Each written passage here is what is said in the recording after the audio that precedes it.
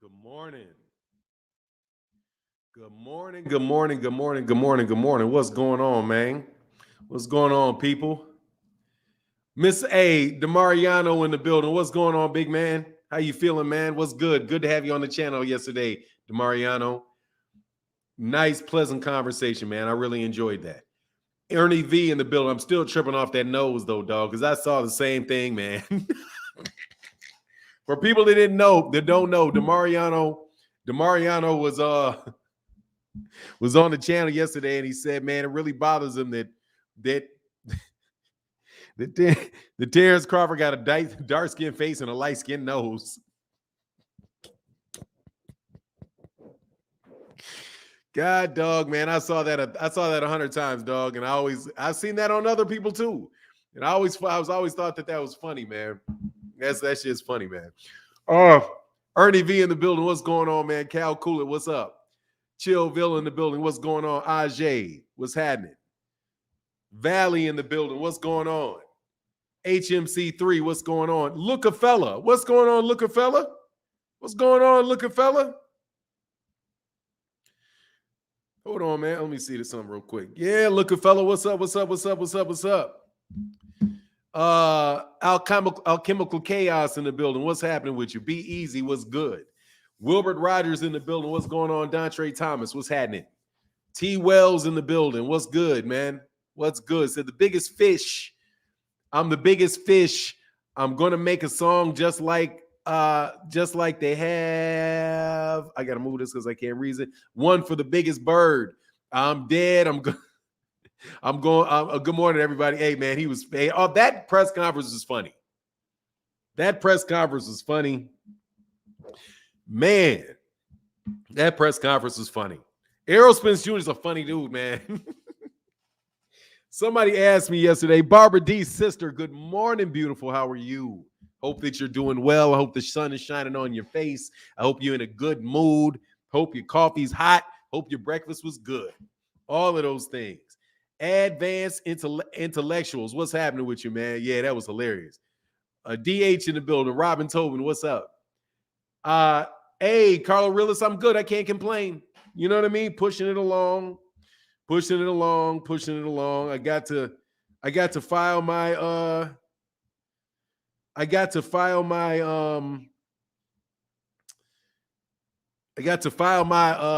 my request to get out on parole. So I got to file that paperwork in. I got to turn that paperwork in. That was good. Robin Tobin, what's up, man? Soap Studios. So I'm gonna start amping up the videos again, start getting a little bit more excited to do videos. I've been loving the live streams, man. I've been loving the live streams. Love talking to you guys every morning. So that's been a lot of fun, man. Shamir Ogden in the building.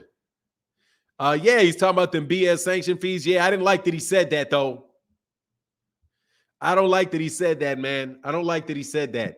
Hey, Errol, win the fight, then start complaining about the sanctioning bodies. Win the fight first. Then start complaining at them so they don't try to set you up. That's what I thought. I was like, no, no, we don't need no politics against you. We don't need no political statements right now, dog.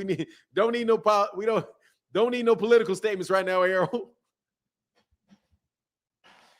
Nah, dog. Tell them, look, dude, I ain't giving you 12%. Do some negotiations. That's what I like. Chillville said he tells the truth too much. I'm telling you, man. He said, no, Chillville, he said, no excuses. He's doing it to himself. Hey, man, all I'm saying is, hey, man, 3%, you can negotiate yourself out of that. He said, I loved it. I did love it too. But I was like, that's the politician in me. That's the political advisor in me. It's like, hold on, man. You're making a ton of money here, dog. You know, just tell him, look, man, let's negotiate this, man. That because you know why he got that? Because Bud wanted that big guarantee. That's because Bud wanted that big ass guarantee. He like, God dog, Bud, what you want, man? What you asking for this big guarantee for? That's what the purse. Why you want this big ass purse? Man, can we make this money? Can we please make this money on the pay-per-view? Please. So we ain't got to get him all that dang money. You know? Hey, I like that he spoke up and out about the dirty ass. No doubt. I'm just kind of playing, man. Man, hey, Barbie, I'm just kind of playing. You know the deal. But hey, Marquise Love said, Fanon, love you, bro. Watch you all the time while I'm at dialysis. You're good, brother. Hey, man, be strong, man. Marquise, Mars K, excuse me. Marsky Love. Let me make sure I read that correctly. Marsky Love. Cam Williams, what's going on, Cam? Hey, Cam, I saw you in the chat. I saw you in the chat for the and I think you said what's up back, Cam. What's going on, sister? How are you? I think that shows to the intelligence that Errol has. Oh yeah, at least I think he's a good dude, man. First of all, he's gonna get paid any way it goes. So, dude, this is retire. This is money he can retire on. He already got, as long as he already got his farm paid off and all of that, you know. Hey, dog, he answered this question though, man. Look, I cannot.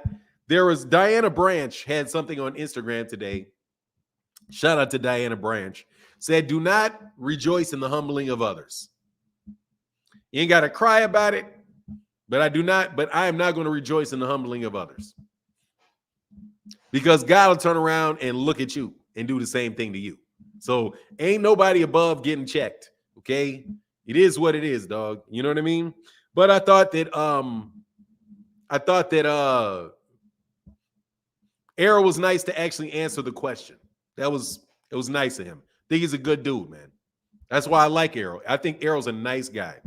And it's hard for me not to root for a nice guy. Adrian Molina in the building. Don't forget the gong.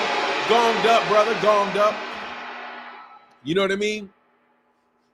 Chillville in that Cash App, brother. What's going on, Chillville? Thank you, brother, for that support.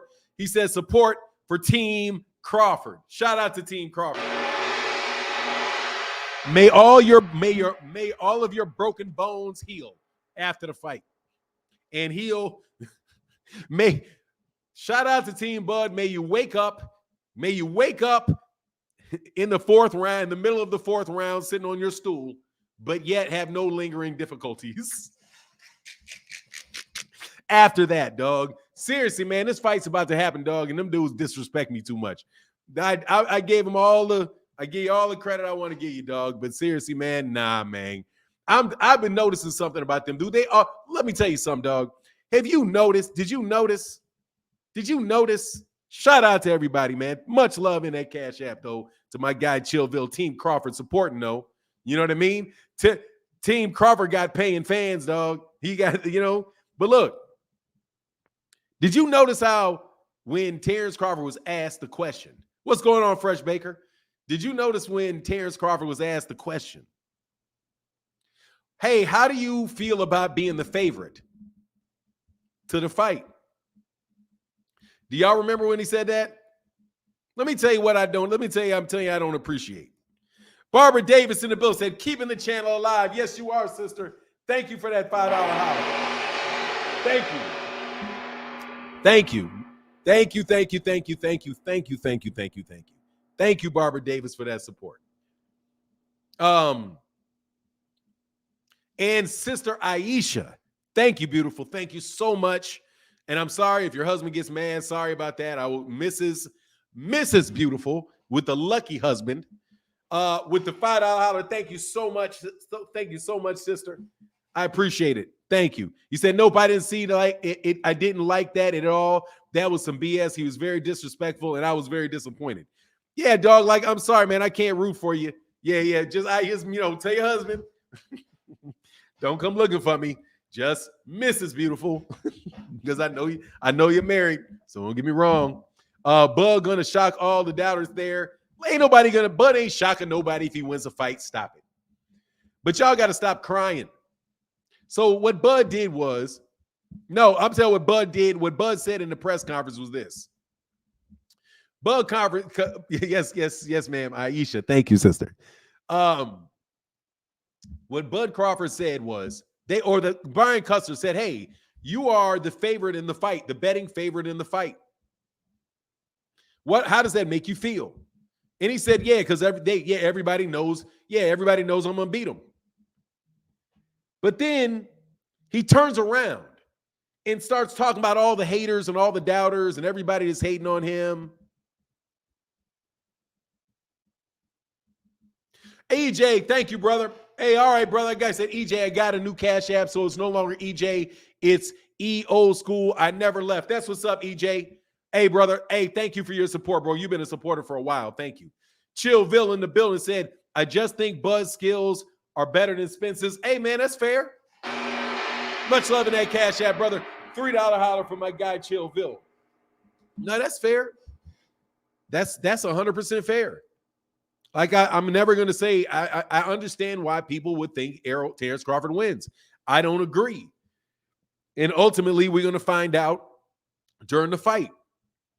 But Bud, in one breath, says that he's the favorite because everybody knows he's going to win. But then in the second breath, he's man, everybody that doubts me, everybody that says something bad about me, any and everybody that don't like everything that I say, and anybody that roots for any other fighter other than me, I live to make you, man, will you stop it? Man, will you stop all that crap? Man, seriously, that's crybaby shit. Stop it. People do not got to root for you. Like, I don't get that. Why do you think everybody has to cheer and root for you? And that's that fake motive. That's that motivation, bro. How does the Cash App work and where does it go? The Cash App works by going up and clicking on the link that's in that connected. And the Cash App goes to here, to right there, to the Cash App. It's app to app. So to me, I'm like, come on, man. But see, that's that you need somebody. He needs somebody to be a villain for him to focus on somebody being a villain. That's why that's the thing that I don't like. Like, somebody's always got to be against him, and he's got to find somebody to be mad at. You got to make up fake enemies. Man, ain't nobody hating on you, man. People don't have to cheer for you either, man. People ain't got to rah sis kumbah, rah sis. Man, please. Everybody got to do that, man. Marcus, I'm sorry, $1 billion bill beyond. Hey, thank you, brother. Appreciate you so much. Bernardo Smith, I have an Instagram page, bro. What do you talk? I have a YouTube page. I have to talk. I don't want to call you dumb, but let me call your statement dumb. You talk too much. This is a live stream where I'm supposed to be speaking. What am I supposed to do? This?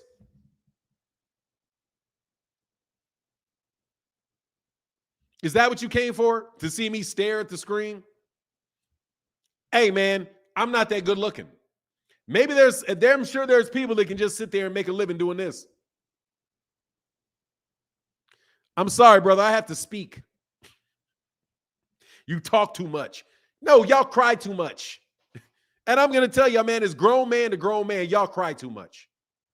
You get too mad at too many things. You talk a whole lot of shit about other people. And when they say anything about you whatsoever, you guys are all up in a tizzy about it. All in a tizzy about it. My guy, hey, man. Oh, hold on. Let me say 1 second. Hold on. Let me slide back because I don't want to miss it. Hey, thank you, dollar. Thank you, dollar bill, y'all. Mr. Carey said, first time donating, love the channel. Thank you, brother. Much love in that Cash App. Thank you so much for that support, bro. Thank you, Mr. Carey. And let me give you that gong for that support, bro. And my guy, Monster J in the building said, team, man down, crawfish going down. Dog, much love, brother. Thank you, sir, so much, Monster J. And I'm telling you, that's a charmed gong. It's out there to make you. I'm trying to return many vibrations back at you. This is called the prosperity gong. This is the prosperity gong. So when you support, I hit it. You hear this vibration? That's it flying back to you. Every vibration you hear, that is exactly the same amount that you do is coming right back at you. All right, in my wishes and my prayers for you. Trust me, I did voodoo on that. The ish question, what? Hey, what's going on? Expensive paper said, hey, Aquaman don't want to smoke no. Hey, Aquaman, he don't smoke no vax. Hey, say you smoking that whack. I thought he said whack. I don't be knowing what these Texas cats be saying. Fanon, giving that model a look again. I'm supposed to sit there and do this all day.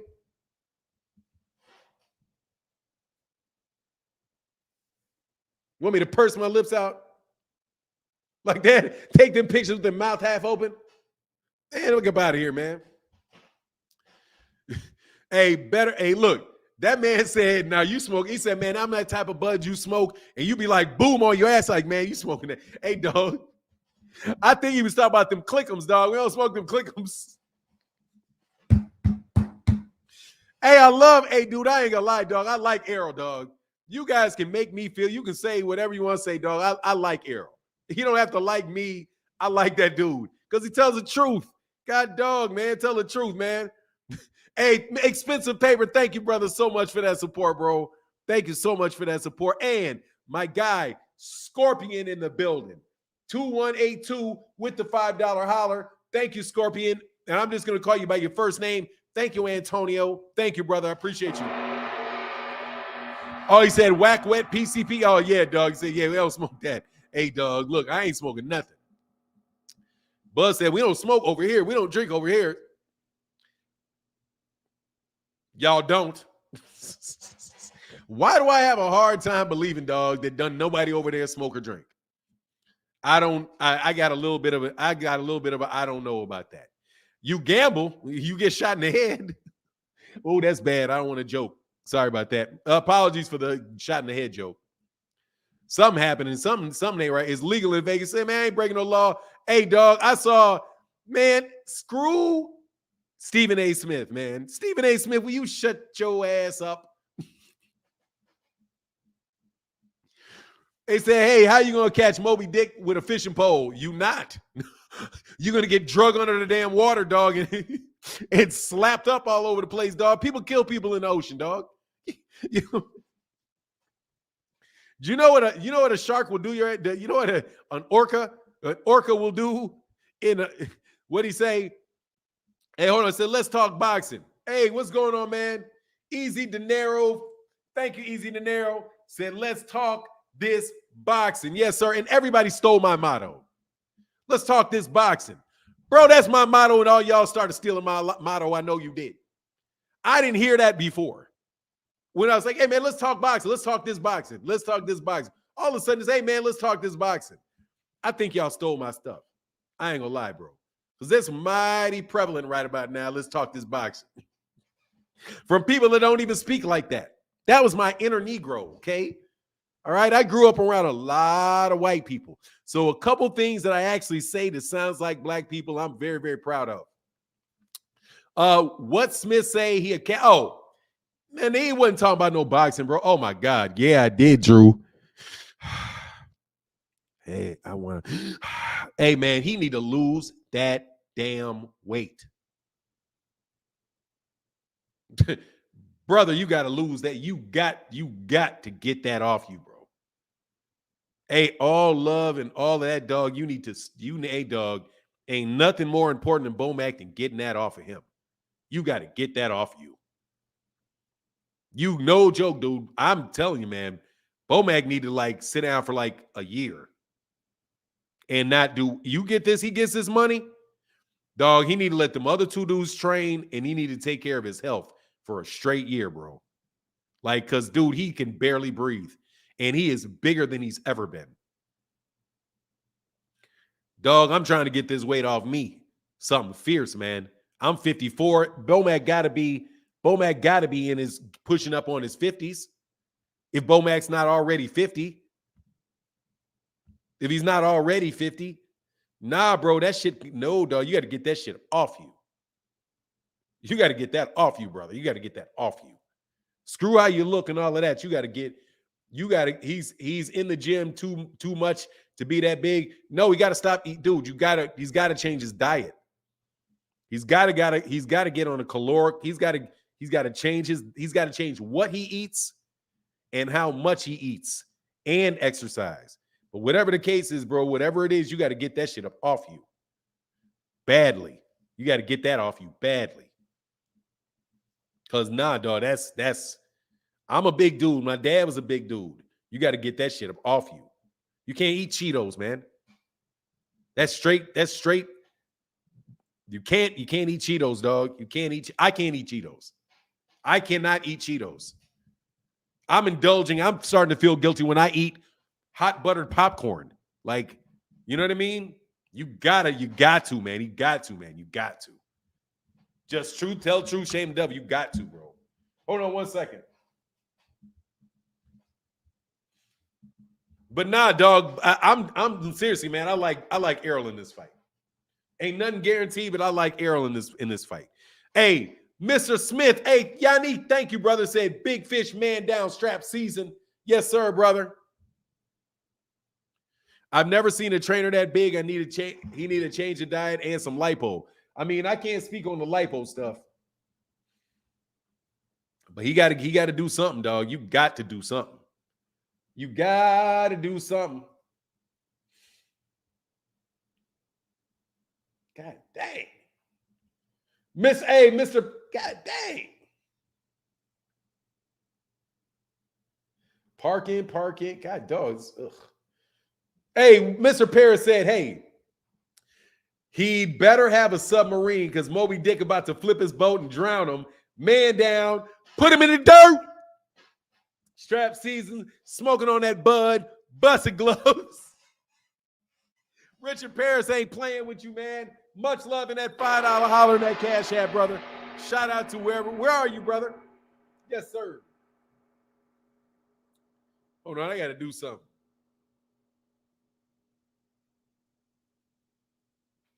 Yeah, I don't even know how to do that. All right, take some of that glow. That let your soul glow. Yes, sir. Vegas odds give a big payday with the betting odds. Bud is a betting favorite. Yeah. So what's he crying about? People not thinking he can win and everybody hating on him. Bernard Smith said you talk too much. There's always a link for you, brother, to shut me up. There you go right here. Here's the link. Feel free.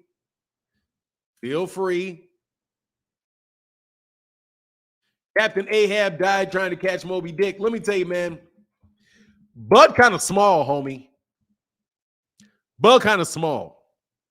And Errol's definitely got the right approach to the fight. He's going there to beat Bud up. He's not out there. He's not going there to try to box him, though. He's out there to go try to beat him up.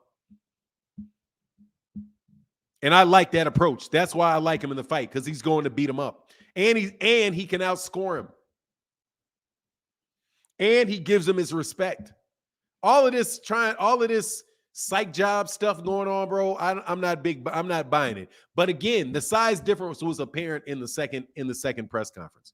Tony Mills said, "Hey, Fanon, what do you think about EJ talking about the sanctioning fees for the belts? Yeah, where's the money going? Where's the money going? Yeah, I think that is a big thing. 3%, where's it going? What are you doing for the fighters? I think they should boycott. I think they should boycott paying the WBC over Beterbiev. So more than likely somebody's going to die doing that, because, you know, people in boxing will try to off you. That's a very real thing. It's a very real thing, just so you know. Death threats in boxing is a very real thing. However, that aside, they should boycott them. And I mean boycott as in, here, take your belt. Take your belt. Here you go. Take your belt. But fighters are not going to stand together. Are not going to stand together like that. That's the muscle that Canelo Alvarez has. But, you know, hey, expensive paper in the building said, I've been getting out of line. I've been getting out of line my whole life. I can't believe he said that, dog. Bro, I could not believe he said, man, what? I am going to punch you in your, what do you mean? If I get out of line, what you mean if I do? What the fuck are you? Excuse my language. Hey, dude, seriously. Errol Spence Jr. is a cool character. If I get out of line, dog, I promise you I'm going to punch you in your face. I am here to punch you in the face.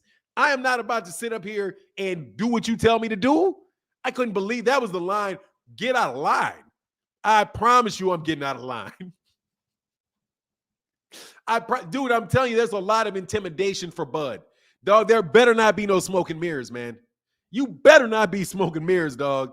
If there's any doubt in Terence Crawford's mind at all that he got some smoke and some mirrors out there, if you doing any bluffing, dog, it's going to be trouble if you have any bluff in you. If you got any bluff in you. Are you bluffing?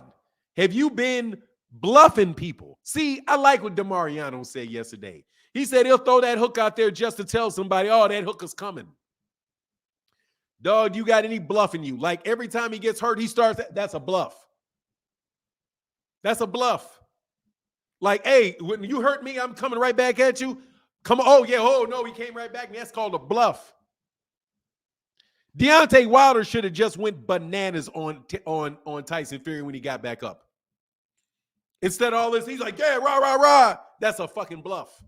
That's a bluff. Dude, he just got his ass up off that ground, dog. Bombs away. Straight punches, bombs away. Straight punches, bombs away. You know what I'm saying? Straight punches, bombs away. You're hurt, and I know you're going to bluff. And what's the bluff? I'm not hurt. I'm going to come right back at you. Yes, sir.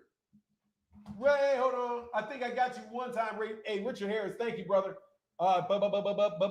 Boom. Yes, sir, Richard Harris. Richard Harris back in the building. Oh, I can't read. Yes, I can. Fuck it. Excuse my language. Yes, I can. Screw it.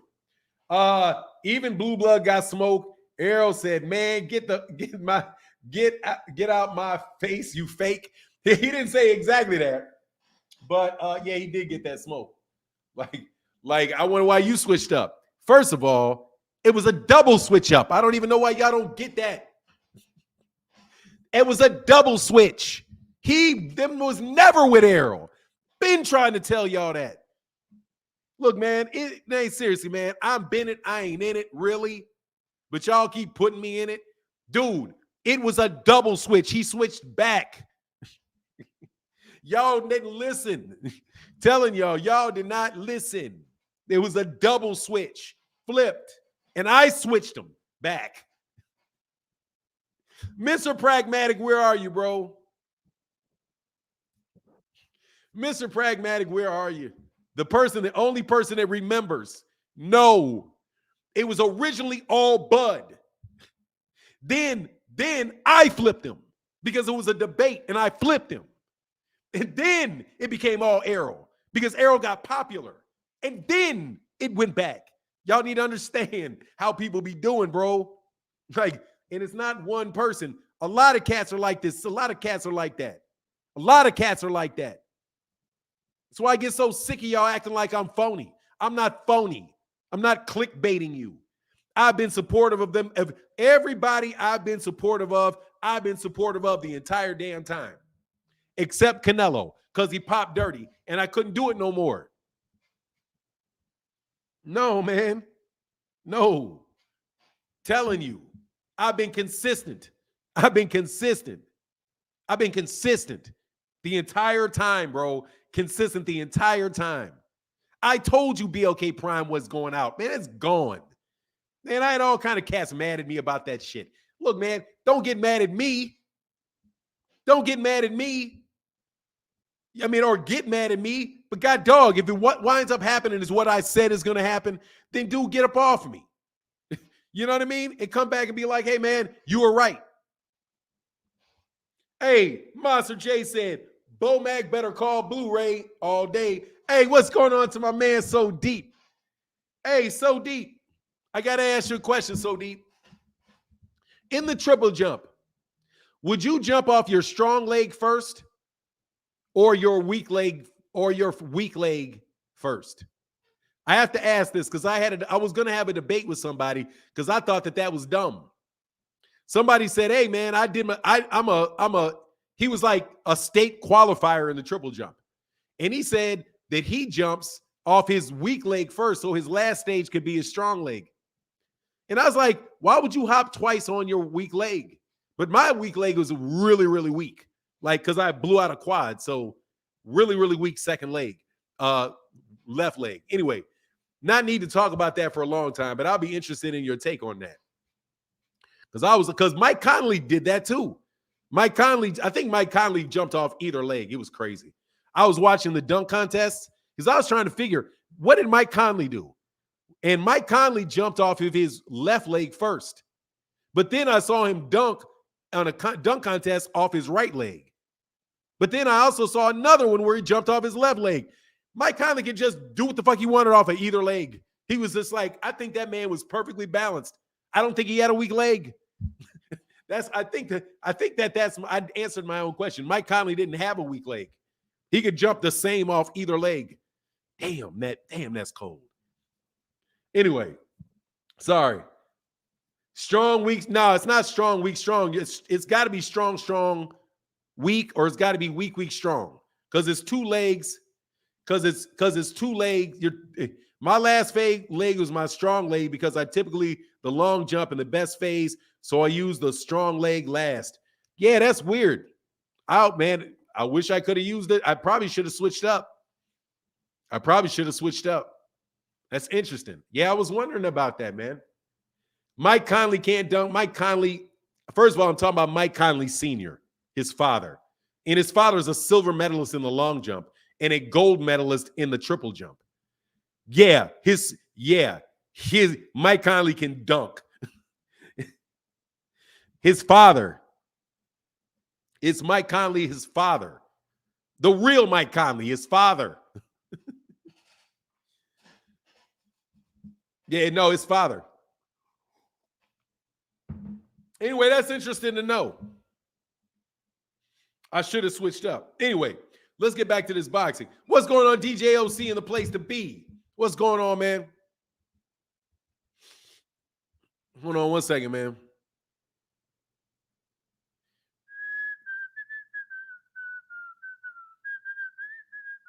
And you do run off you're running off your leg too. So I guess that first one really isn't even a jump. You're just really running off of it.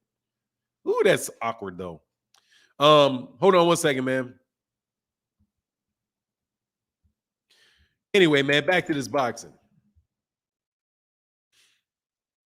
That man better have no bluff in him. Make sure y'all go subscribe to my guy at the DJ OC and So Deep at the Parlor v. Wheaton. Dunk from the two. Yeah, man, Mike Conley's can. Man, wow. And so, by the way, Mike Conley Jr. can dunk. That you're tripping if you don't think he can. Please, that man can dunk. Steve Kerr can dunk. All those guys can dunk. There's probably not anybody in the NBA that can't. It's not that high, to tell you the truth. Yeah, he can dunk from the free throw line with two hands. Yeah, he's sick. But anyway, man, let's get back to this. Yeah, of course he can dunk. He's a professional basketball, and it's not that high, bro. Like, for real, the rim is not that high. I don't know. When somebody starts doing like Vince Carter, where he like literally like, hey, let me lift this ball about 2 feet above the rim so you can see how high I am, float a couple inches and put it in like this. The rim's not that high, bro. It's 10 feet. God dog. You know what I mean? If you're over 6 feet tall, you just can't jump if you can't dunk. Errol is not intimidated by Buzz. So anyway, yeah, back to it, man. Let's get back to this. Let's get back to it. Hey, BZ Baby in the building. Thank you, brother. I meant to say, I think I might have missed BZ Baby. Thank you, BZ Baby. Appreciate you, brother, for that $2 holler. Let me give you them positive vibes coming back at you. Them positive vibes for your soul. For now, you hear Tio disrespect Tank. He must want to beat down. Yeah, I heard him clout chasing out there. I caught the double clout chase move from Teofimo Lopez. Yes, I did. Double clout chase. First of all, sit your ass in the audience. Stop standing up front waiting for the cameras to get on you. Number one. Number two, cloud chasing Tank, obviously. And by the way, you had a 10-pound rehydration clause when you fought for the IBF. So what do you mean? He had a 10-pound, he had the same rehydration clause in his contracts. When he fought for the IBF belt, he had a 10-pound rehydration clause in his contract when he fought Richard Comey. Richard Comey was not allowed to gain more than 10 pounds when he fought him for the belt. When Richard Comey, who was already an underdog to him, but was the champion, fought Teofimo Lopez, he had to weigh in at 145 pounds the morning before the fight. You're a hypocrite, Teo. You're a hypocrite. Man, listen, and I still keep on saying this. I'm gonna say it, and I'm gonna say it. Ryan Garcia got an extra pound. If you didn't want the rehydration clause, don't make 135. And stop crying about a rematch. Because, dog, I'm telling you, you keep crying about a rehydration clause. If I'm Tank, I'm putting it on you every time. Keep crying. Rehydration clause. Why? Because you're crying. Now, you keep crying about a rehydration clause, which is a rule for the IBF, and it's more than fair, seeing as there's a day before weigh-in. You want to keep crying about it, you're going to get one every single time. Or go wait for Bob Arum to give you $100 million, dumbass. Go wait for Bob Arum to give you $100 million. All right? You can fight me and get you a good 20 with that rehydration on your neck. Or you can go wait around to get that fight in Devin Haney. Take your pick, loudmouth. Do you really want the money, or do you want to talk about how you're going to get the money? Which one you want? And I'm not Errol Spence. I ain't taking no pay cuts for you, homie. I don't care like that. I don't care like that. I already know I'm going to whoop you. I'm not giving you no break to prove it. I don't care. You really want to smoke with Tank for 9? Dude, I don't know what Teofimo wants. Teofimo Lopez is a good fighter. I separate Teofimo Lopez fighting from Teofimo Lopez's mouth. Okay? I separate Teofimo. Teofimo Lopez is smart in the ring. He's a dork outside the ring. Okay? You're a dork. That's what they used to call you, a dork. Dude, you a dork, okay? You a dork that can fight. You're a dork, okay? I don't know if y'all remember that phrase, dork. He's a dork. That's the ultimate white boy phrase. Man, he's a dork. Yeah, man, you can fight and all that, dog, but you're a dork, okay? Teal's a dork. I was going to call him a buffoon, dog, but he's not quite a buffoon. It didn't fit. He's a dork. Like, dude, will you shut up?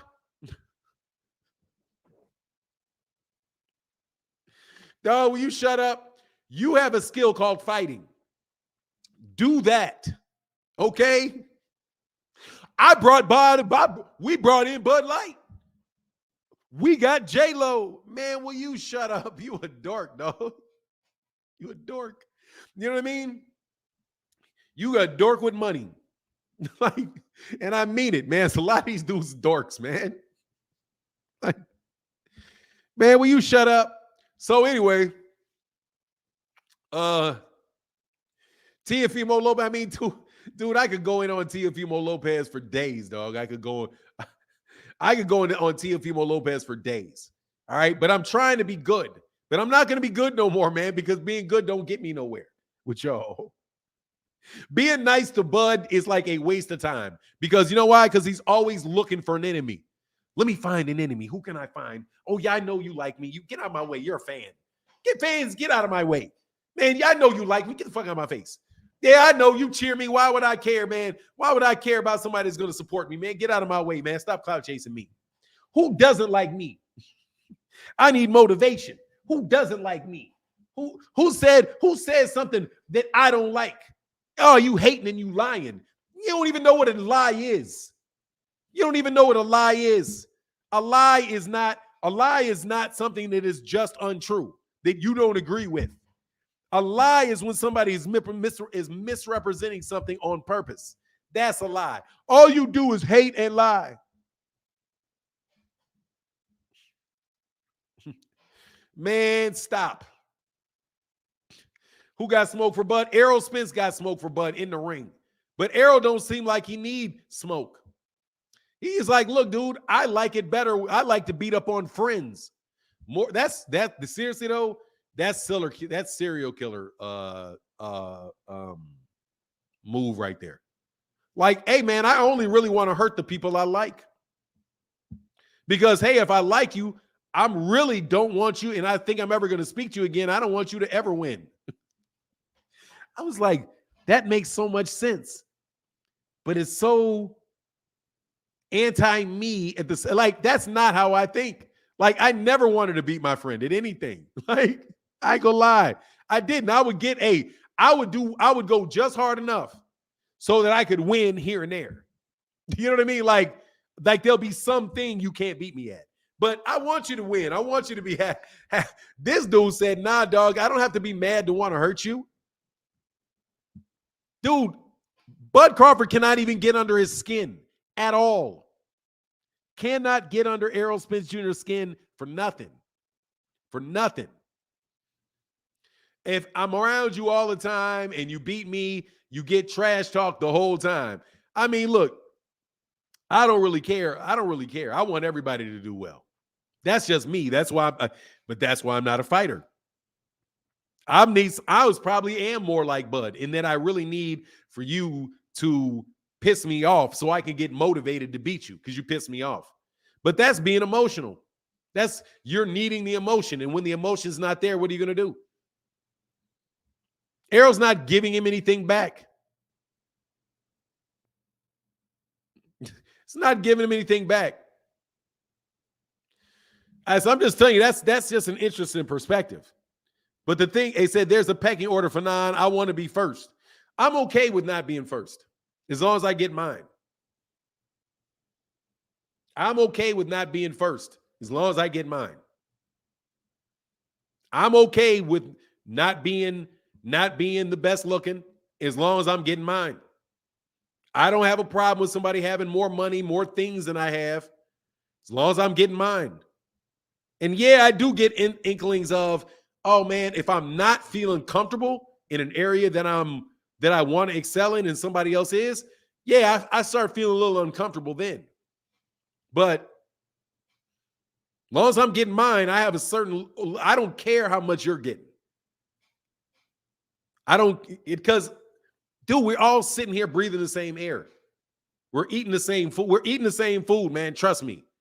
And I can cook. So whatever you're getting at them restaurants that you're paying a shitload of money for, all I got to do is take a couple hours, invest a little money in the ingredients and the equipment, and I'm going to have it.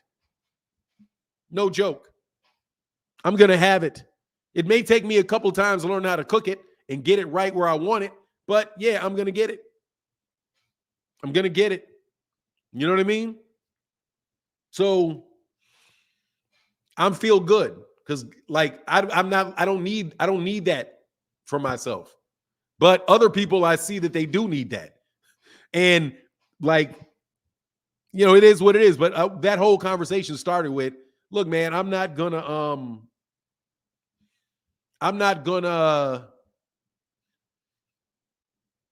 have to celebrate somebody else being humbled. That's the best way. I'm not celebrating the downfall of people. I don't feel a need to do that. I don't like people's arrogance though. Because arrogance, in my opinion, is an aggression. I don't like people being arrogant with me. Because I don't think you're any better than me. That I find offensive. If you're arrogant. I don't like that. Now, if I can't beat you what you would arrogant at, it is what it is. But dude, that's just one thing. That's not about me and you as an individual. I don't like, that's how I like Floyd Mayweather Jr.'s got a lot more money than me. I got a lot more of some things than he has. So, or what are you going to do? You know what I'm saying? Like, how do you really gauge that, man? That's all. That's a certain level of immaturity, I think, that human beings have. We like shiny things. We're still stuck on shiny rocks. I'm trying to not be stuck on shiny rocks. I think Devin Haney looked ridiculous in all that, the shiny rocks that are probably not even his. Why? You don't walk around in that. I saw him at that party. I saw him at the party where he had a big thick game. For now, you don't let us win any debates because, yeah, dog, you're not gonna. I mean, like, not gonna. I've let some people have their points, though. I'll let you have your points until it gets to a point. Like that stuff Terence Crawford does with Errol. Dog, please. I could beat him at that. I mean it. Terence Crawford himself could argue about his resume and Errol Spence Jr.'s resume, and I promise you I could get him. And because you're talking resume, right? Who on your list can beat Errol Spence? Who on your list do you think is going to beat Errol Spence in a fight?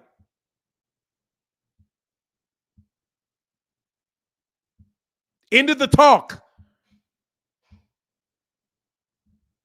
Who do you think can beat Errol Spence Jr. That you fought and beat? Who is better than him? Boots did not fight Terence Crawford. Who has Terence Crawford fought that is better than Errol Spence? Who? They can beat him. Nobody. End of the conversation. Right there. Done. I don't give a shit about your resume and all you did. None of the people that you fought can beat me, and I whooped the two dudes, the best two dudes on your resume I beat. Sean Porter can't beat me. I beat Sean Porter. What do I care if his father threw in the towel for you? You didn't knock him out. His father threw in the towel. I would have loved if Kenny Porter would have thrown in the towel. You was losing it. You were barely winning the fight to him. You were barely winning the fight. You got 2 knockdowns. His daddy quit. Sean didn't quit. His daddy quit. That's where Errol Spence Jr. missed the conversation. Bro, his daddy quit. His daddy quit. Don't talk about what his daddy said not training. No, his daddy quit. You didn't knock out Amir Khan. Amir Khan quit. You didn't knock out Kell Brook. Kell Brook quit. No, Kell Brook got waved off. You didn't knock those dudes out. They quit. What do you mean? You hit him he hit Amir Khan with a low blow. And Amir Khan wouldn't come out the corner. That's not a stoppage. That was a low blow. And he couldn't continue. And they didn't call it an illegal blow. Because if they would have called it an illegal blow, it would have went to the scorecards. Right? So now, bro, hey, Ray Davis in the building said July's fight calendar is in fuego and it ends with a bang. Yeah, it is. So, dog, I could get him in that debate. Who exactly have you fought that's better than me? So what do I care who you beat? What do I care who you beat at lightweight? I'll kill Ricky Burns. I'll kill Ricky Burns. Bring on Ricky Burns. What do I care? That's what I tell you about these debates. I don't care how many people you beat in a debate. You ain't beating me. You can debate. You can have 1 million bodies. I don't care. I'm not going to be one of them. What? What you think? What you think? Hey, T. Well says semi-annual taxes are a B, but here's some love. Oh, thank you, brother. You know what it is. Oh, you got those anticipated taxes? You paying them anticipated taxes? Yeah, dog. I still got woo-wee. I got some anticipated taxes to pay myself. Thank you, brother, for that support, bro. Much love to both of y'all.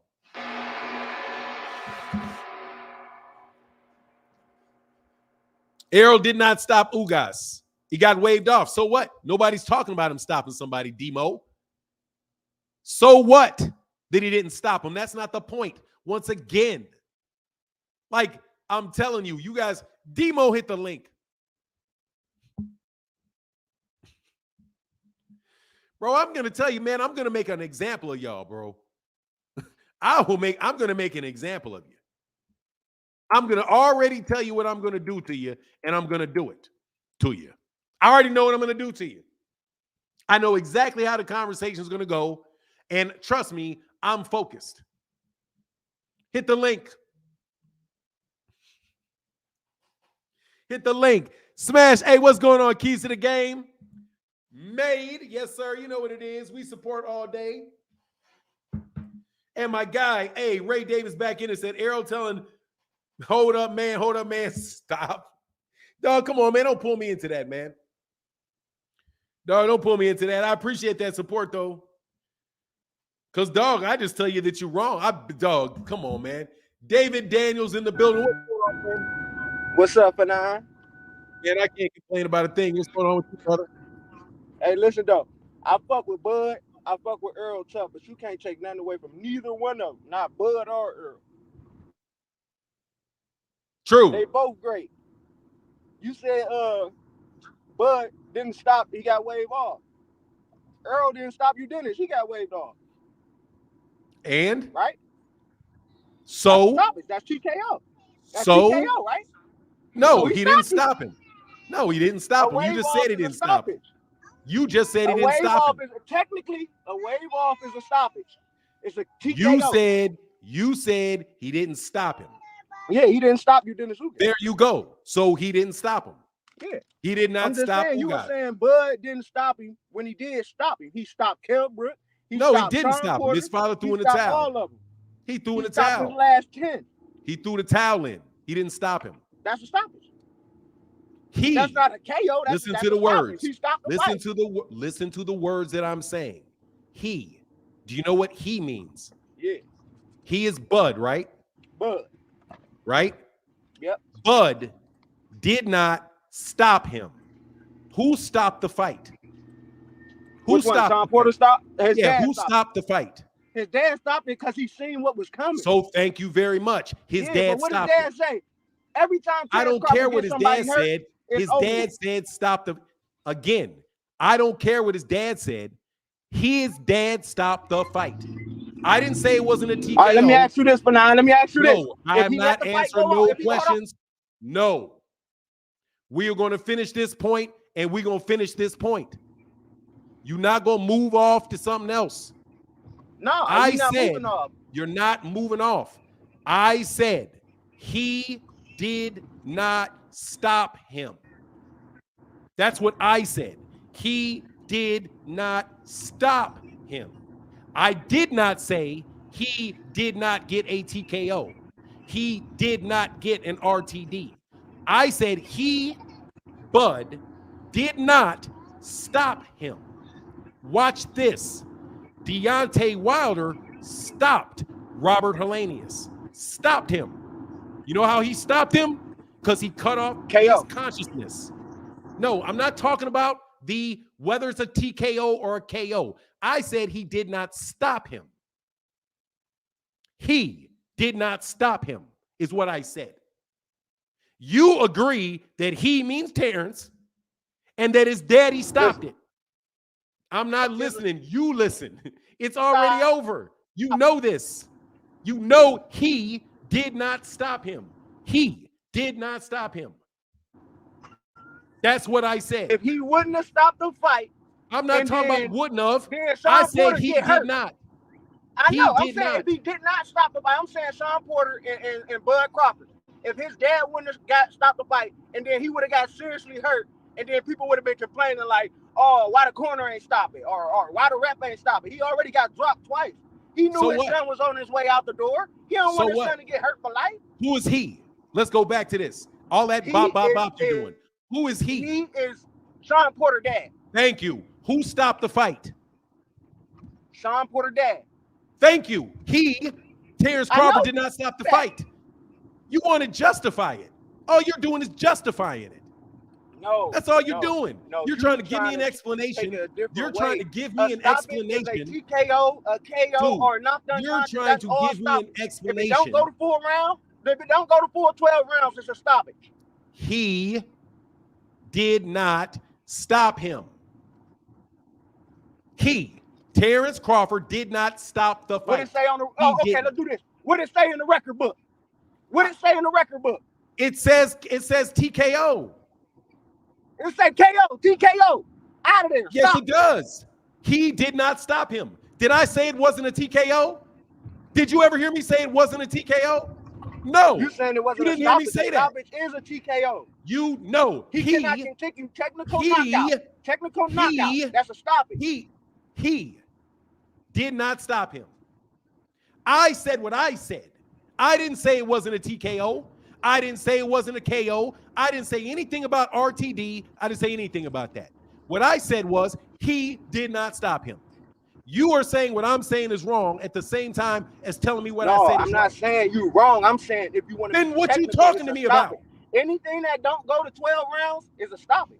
Let me ask you a question. He did not stop him. I'm saying Terence Crawford did not stop Sean Porter. Is that a true statement? No. Yes, it is. You just said it was a true statement. Who stopped it? Not true. He stopped it. Did Terence Crawford? Did Terence Crawford? So you're saying it's not a true statement, but it's true that he stopped him. See, dude, sorry. He did not stop him.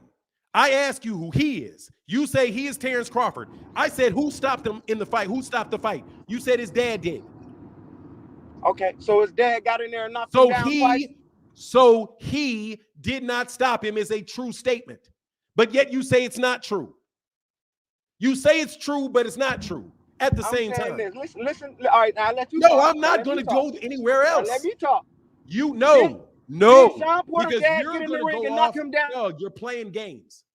I'm not going to talk to you about whether or not a TKO is a TKO. I know what a TKO is.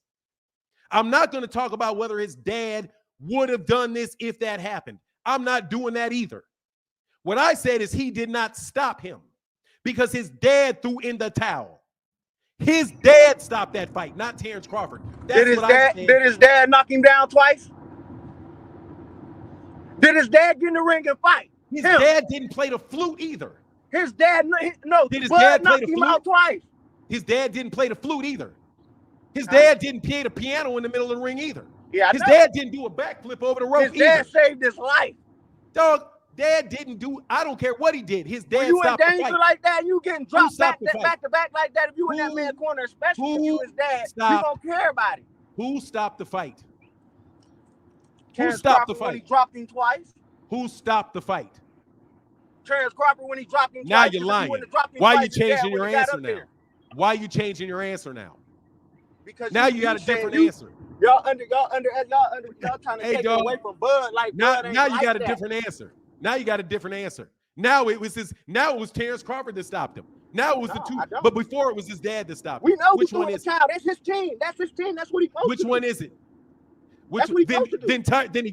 Then his team quit. Then his team quit.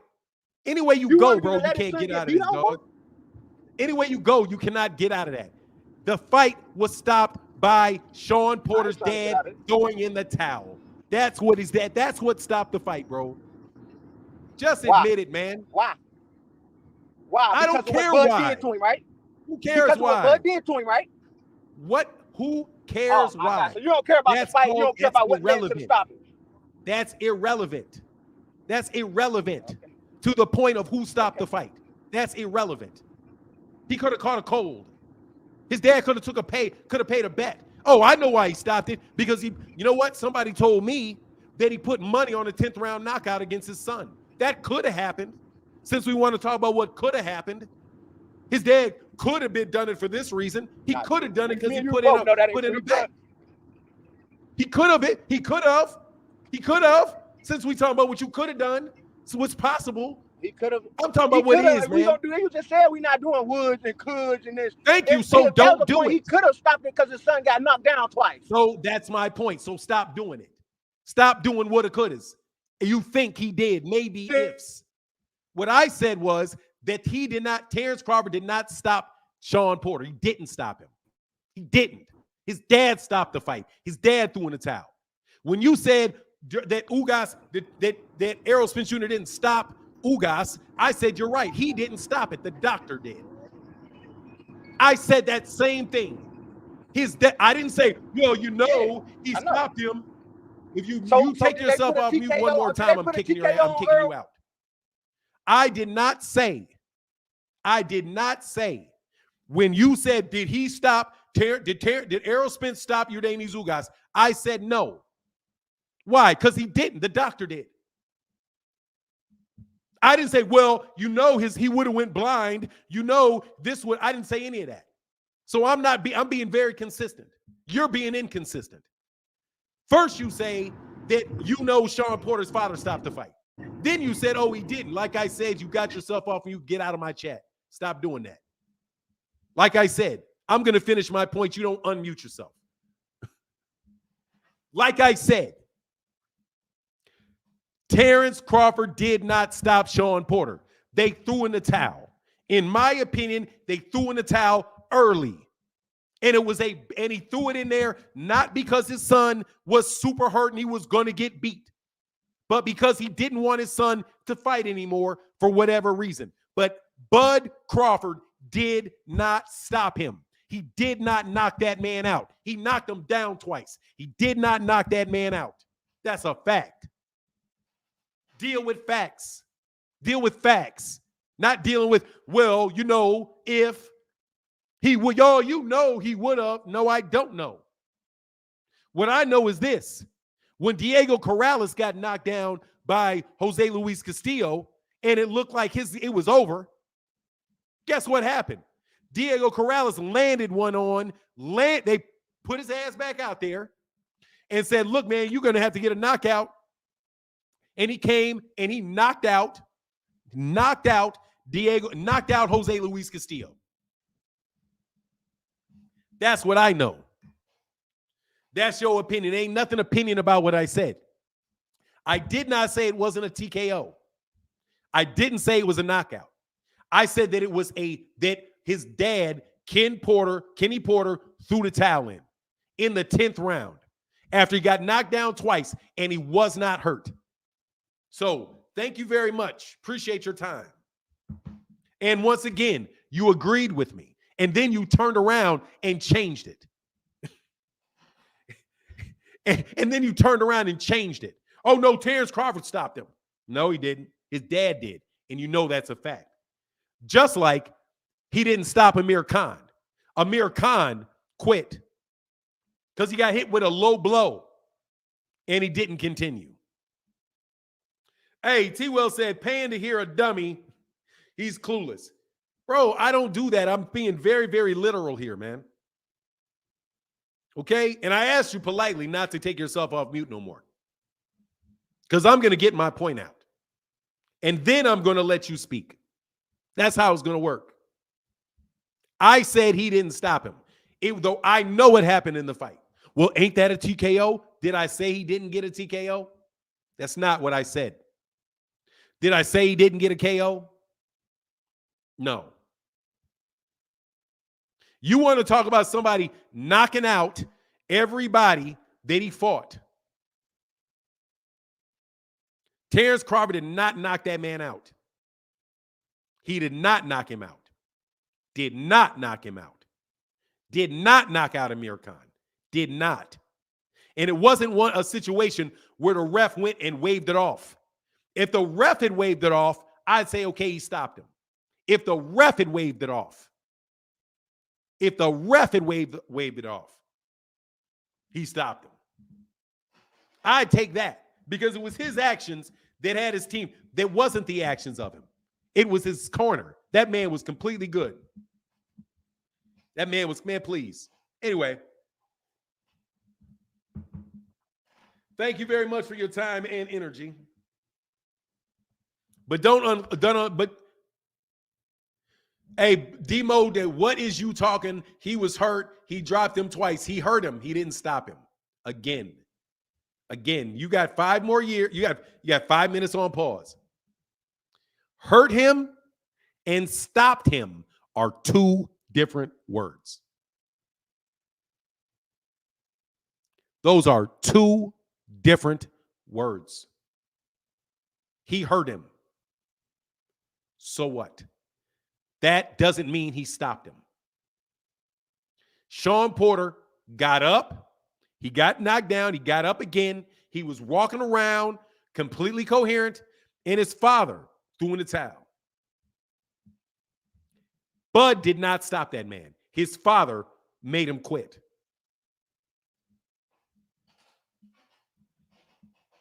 That's what happened. That lawyer talk again, yeah, it's called, maybe you should listen to this so you don't get your ass fried in court. Because this is actually the truth. And understand this. You are talking about what I said. My point. My point. Not what you think. What I said. You said he didn't stop him. Yes, I did say that he didn't stop him because he didn't stop him. Well, what about Errol and Ugas? Right there, you should have known it was over. When I said no, Errol didn't stop Ugas. The doctor did.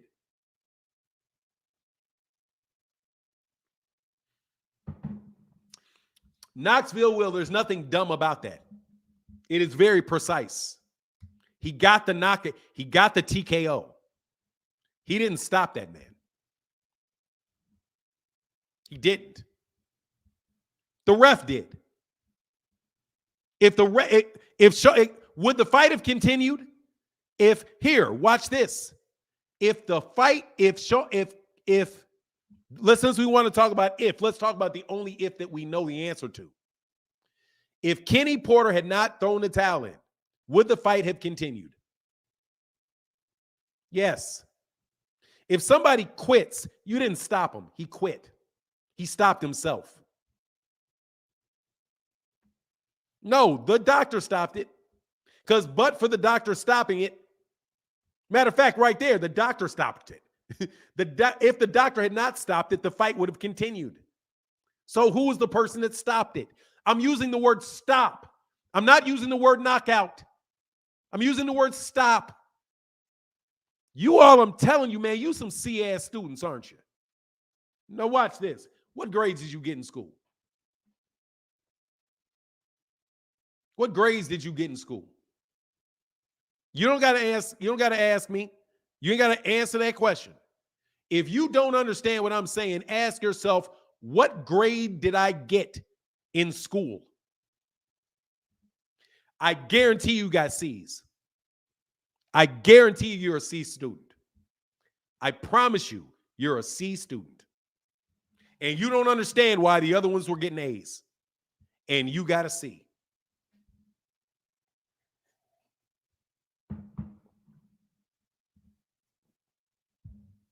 Tell me I'm lying.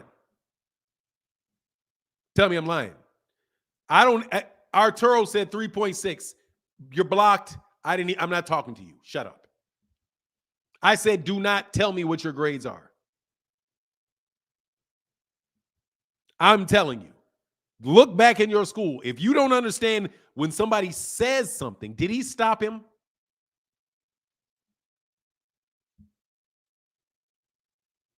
That is a different word than knock him out, than KO. That's a different word with a different meaning. But you lose. You think it's easy money over here, bro. I'm telling you, I'm not easy money. That's not easy money. I said that word I use those words specifically for a reason. I didn't say he didn't knock him out, even though I could say he didn't knock him out because he didn't. They call it a knockout, but I would have said, no, he didn't actually knock him out. I think that's going to go I think that's going to be a TKO. Yes. Bud stopped that man. Come on, Flan. He stopped him. Yeah. Really? If the doctor threw if his father threw in the towel, it doesn't matter. That counts as a stoppage. That's how it works. He stopped him. Yes. He stopped him. Bud stopped him because his father Bud threw in the stopped him. towel. Yes. Bud stopped him. Dumbass. Yes. Bud stopped him. 100%. 100%. Bud stopped him. Yes. Really? When did they stop the fight? After his father threw in the towel. Okay, so if Sean Porter had if Kenny Porter had not thrown in the towel, what would have happened? There's no ifs because that didn't happen. I'm not answering no ifs, bro. Dumbass. Come on, very now. obvious would have happened. That's a stoppage. So when Deontay Wilder got stopped in that second Fury fight, was that a stoppage? What happened before? Okay, you don't like ifs? What happened before his father threw in the towel? He was getting hurt bad. He was getting dropped and hurt. What do you have to be doing, dumbass, in order to be getting hurt bad? You have to be fighting, right? You have to be fighting, right? Okay. You have to be fighting. So he was fighting before, up until he threw in the towel. He was fighting. He got dropped twice. He was fighting, right? Okay. There you go, dumbass. So the reason that the fight was stopped was because Sean Porter's dad threw the towel in. His dad is the reason the fight stopped. That still counts as Bud stoppage. No, it counts as a TKO, you fucking idiot. Oh, my God. It counts as a TKO. That's TKO is a stoppage victory. It is not. It is a TKO. Is a TKO. That's what a TKO is. It's a technical knockout. It is a TKO. He got a TKO. Bud Crawford is not the reason that the fight stopped. The towel being thrown in is the reason that the fight stopped. Do you realize that if somebody gets hurt, it's an RTD? RTDs count as TKOs. RTDs are out there too, like that too. And somebody can get stopped like that because they get a cut from a legal headbutt happens early. Okay? You idiot, am not talking about what the boxing definition for TKO, KO, or RTDs are. I'm saying that he did not stop the fight upon his own action. The fight was stopped because Kenny Porter threw in the towel. Are you sure? That's a fact. That is a fact. Are you sure Bud didn't cause that to happen? His father threw the towel in. Yeah, that is the reason the fight stopped. Why did his father throw in the towel? I don't care, dumbass. You keep bringing me through the same thing over and over and over. You're doing the same thing as well. Look, bro, there's a difference between what I'm saying. You can say it is a stoppage win. It is a stoppage win. Who stopped it? The towel did. That's a stoppage. Because who stopped it? What led the towel to be stopped? I'm not saying that the fight didn't stop. The fight stopped. It stopped, which makes it a stoppage because it did stop. You're just trying to take Bud's shine away, bro. You know what it is. You're a dumbass. It is what it is. I am telling you what happened. It is a stoppage win. Yes, moron. It is a stoppage win. That's the end of the argument then. No, it is not. Because the question is, who stopped it? His dad stopped the fight. If that's your question, his dad stopped it. Thank you, dummy. Okay. And what are you talking to me for? Okay. God dang. We're done. It takes all this time for your moronic ass to come right around to what I said. You're trying to take dad stop the fight. Credit away from Bud by it's not a matter of credit. He's got the credit. He's got a TKO on his record. He's got the credit. Okay, that's all that matters. And I got nothing to argue. Sit here and take this whooping because it's a stoppage win. If that's how you feel. I'm being very literal in what I said. Yes, it's a stoppage win, but who stopped it? Just be literal with everything else you say as well. That's all. What? Just keep the same. Man, keep energy. The same nothing, you idiot. I'm always gonna say that. It's a stoppage win, yes. He didn't stop it though. The corner stopped it. So when I say he didn't stop it, I'm telling you the fucking truth. Okay, you're just talking in literal sense. I get it now. Thank you. Okay. I'm always talking in the literal sense. What am I supposed to be talking in? The imaginative sense? If you're saying that, then Damn, you're you right. moron, leave me alone. I mean, I'm serious. Will you please leave me alone? I'm out of here. I don't have to exist in a world where you guys speak in half when you don't speak exactly what you mean. And I got to sit around and get all fuzzy-headed trying to mean what you mean. What is cap? Oh, it's not lying isn't cap. Dude, get a goddamn definition. Get a definition and use it. I said that Terence Crawford did not stop him. And I was being very specific about what I meant. Oh, but that's a stoppage win. Yes, it's a stoppage win, but who stopped it? I'm tired of talking to you, child. I'm tired of talking to you.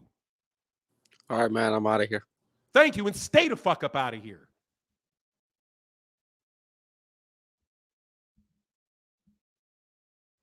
I'm tired of y'all, you dummies. Yes, it's a stoppage win. Who stopped it? Don't go be a rapper and complaining about people taking advantage of you when they put a contract in front of you and you want words to mean certain things. You want words to mean certain things. I said he did not stop it. That's what I said. He did not stop him. The father stopped it. Instead of saying what could make some sense, which is, look, man, really? Whatever. Okay, yeah, I guess so. He still beat him. He still didn't go the distance. You could do any of those things. You can do any of those things. But don't tell me that when I say he didn't stop him, that I'm not telling you the truth. I am. Who stopped him? Sean Porter's father stopped it. And you act like I'm a moron and you don't understand that? That is being very, very, very specific in what I'm saying. You got all the smoke you wanted there, RuPaul, for throwing quarters at me. That is a stoppage win. Yes, it's a stoppage. It is. Because his daddy stopped it.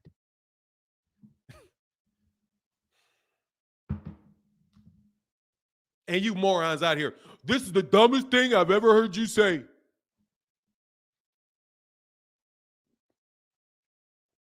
All right, man. Hey, what's going on? Nonita and Rachel. Who cares? The stats show what matters. I didn't say anything about the stats.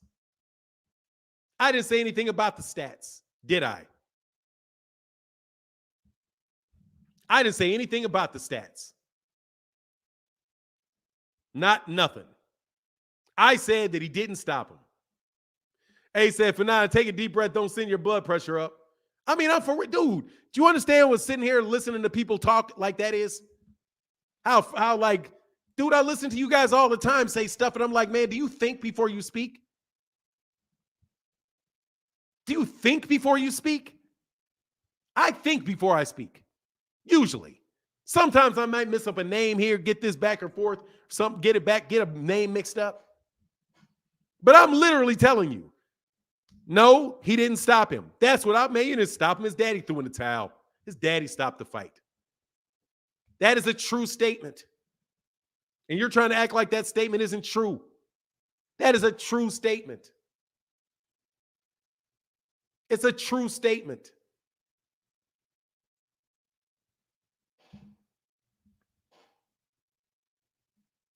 What?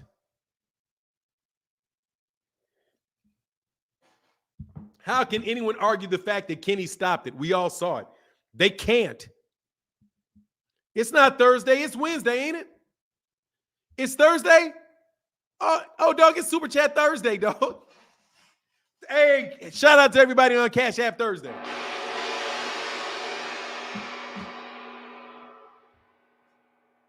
You think I don't know how to, I'm telling you don't want to smoke. I'm telling you don't want to smoke. I'm telling you don't want to smoke. And King, you thought you had something. I can't believe you walked into that. Hey, now look, other dude, You know I was polite to you, right? I didn't treat you like that. I didn't treat you like that. That dude right there, come on, man. Please stay away. Because I'm going to do you like that every time you click the go button. Fanon has two body bags so far. Over easiness. Easy. It's easy. I told you. You can't get out of that. I made a true statement. I made a factual statement. You have your right to your opinions. You do not have the right to your own facts. I made a factual statement. Terence Crawford did not stop him.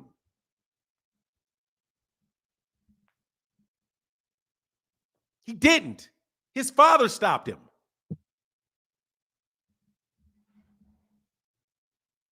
That's a fact. But y'all want to be dumb enough to jump here and debate me about a fact.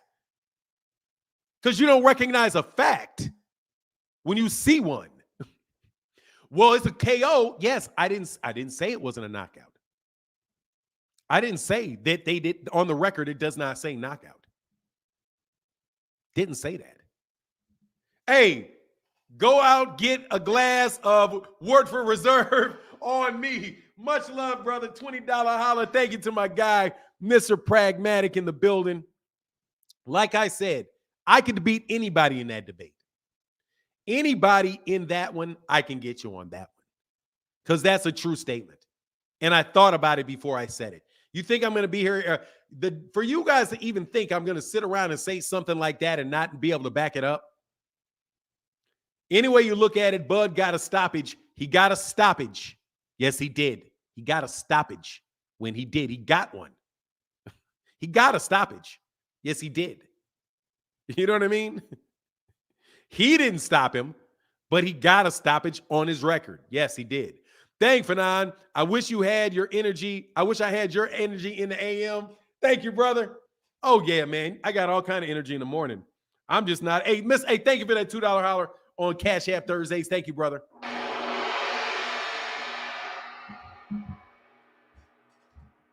Anybody else want to be dumb enough to argue that point? Please click the link.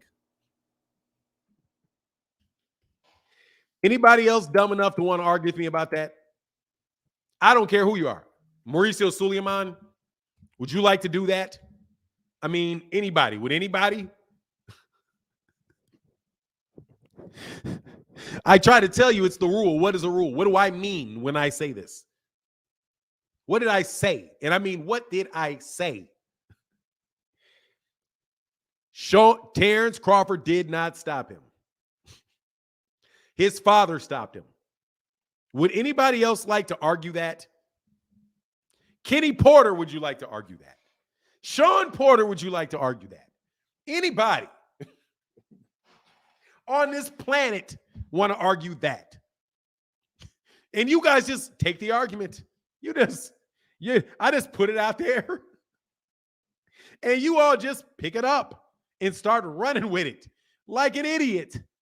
How do you trap a monkey? You put something shiny in a glass, and the monkey sticks his hand in there and grabs and won't let go. Just let go.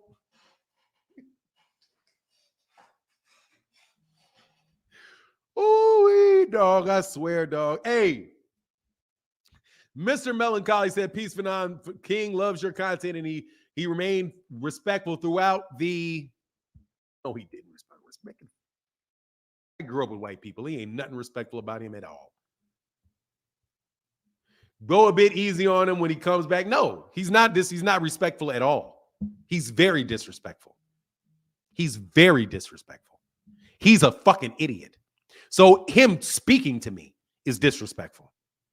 The idea that you think that you could even get anything by me is disrespectful. That's disrespectful. I see you, Kamal. Give me 1 second. Let me tell you what's disrespectful. If I sit there and act like I can beat Deontay Wilder in a boxing match, it's disrespectful. If I put my gloves on and be like, I'm getting in that ring with you because that's disrespectful. Because I know he's going to kill me. He knows he's going to kill me. And I'm not doing anything but refusing to acknowledge the truth. That is a moderately intelligent young man. Moderately intelligent young man. And I say moderately. There's probably a bunch of dodos out there that he could probably get. I'm not one of it. I'm not one of them. And he knows it. I know it. But he keeps on trying because he can't get inside of his racist brain that a black man is more intelligent than him. Because, sir, I'm more intelligent than you. I don't just know more about boxing than you, which I do. I'm more intelligent than you are. I could be wrong and I would still beat you because I'm better than you at this. But you keep trying to find a way because that's cognitive dissonance. You think you're smarter than all black people are. You run into a Negro that bashes you at every corner. You're nowhere near as good at. So you just keep trying to find ways in your own brain to work around it, and you won't give up. That's disrespectful. What's going on, Kamal? Hey, Fanon, what's up? Chilling, brother. What's up? Love hearing your intellectually stimulating mind going in on these dudes, man. These dudes can't even spell right. Got GEDs. They're talking to somebody with a JD who has an extension degree from Harvard Law, and they're trying to argue facts with a mind like yours. Oh no, it's Harvard School of Business, not Harvard Law. Harvard School of Business. Thank you. Okay, so it's Harvard School of Business. My bad. Thank you, man. Appreciate you. Hey, I just want to say, and this is going to be real quick, and this is one reason why I really appreciate you. Errol Spence embarrassed, verbally body bagged, verbally 187'd he who will not be named yesterday in the press conference. And that was great to see. My guy Errol always keeps it 100, always keeps it a buck. And this is why I really appreciate you, Fanon, because regardless of who's doing what, you keep it consistent. Some of these other dudes on YouTube, they want to buck dance. They want to do other, and I'm not mentioning any names, but they want, when corporate media does something, they're quick to point it out. Hey, this is racism. Hey, these guys are talking bad about Al Heyman. But when someone else of their skin tone does the same thing, they're silent like mice in churches. But you are not like that, Fanon. That's why I really appreciate you.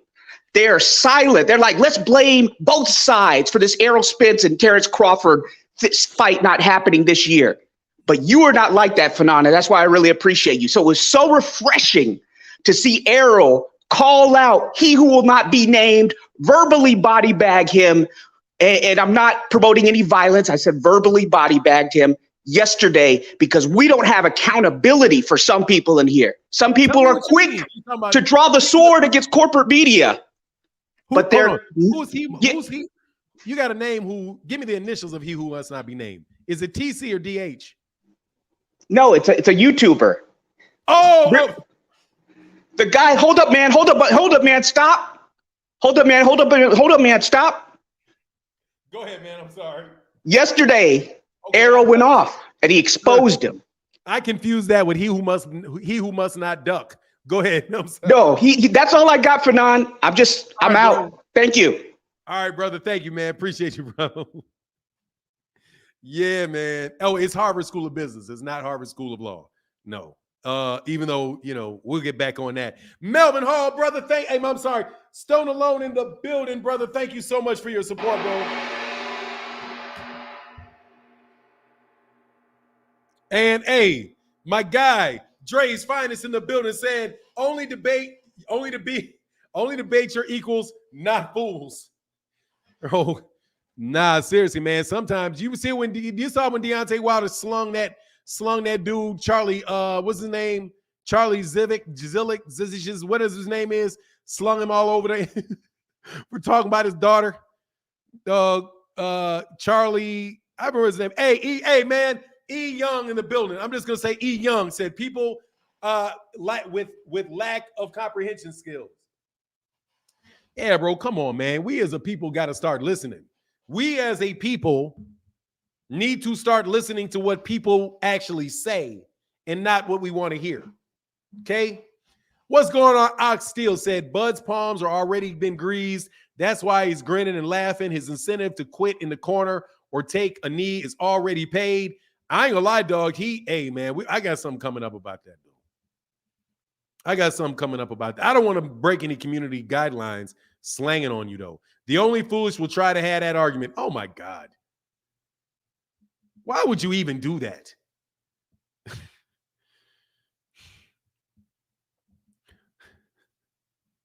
Yeah, Charlie. Yeah. Zelenov. What his name? Charlie Zelenov. Yeah. Yeah, he dang near tried to. Hey, he tried to hurt that boy. Like, dude, you said, dog, like, that's disrespect. That's disrespect. No, bro. And it's also a little bit disrespectful y'all to keep trying to play these games.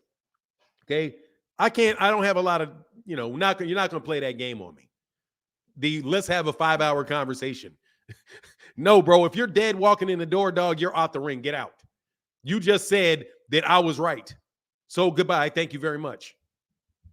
What are we arguing about, Judge? He confessed that he did it. Can we bring all this crap up in the sentencing phase? Can we talk? Can we get past? Right now, we're trying to establish whether or not this my statement was accurate. My statement was Terence Crawford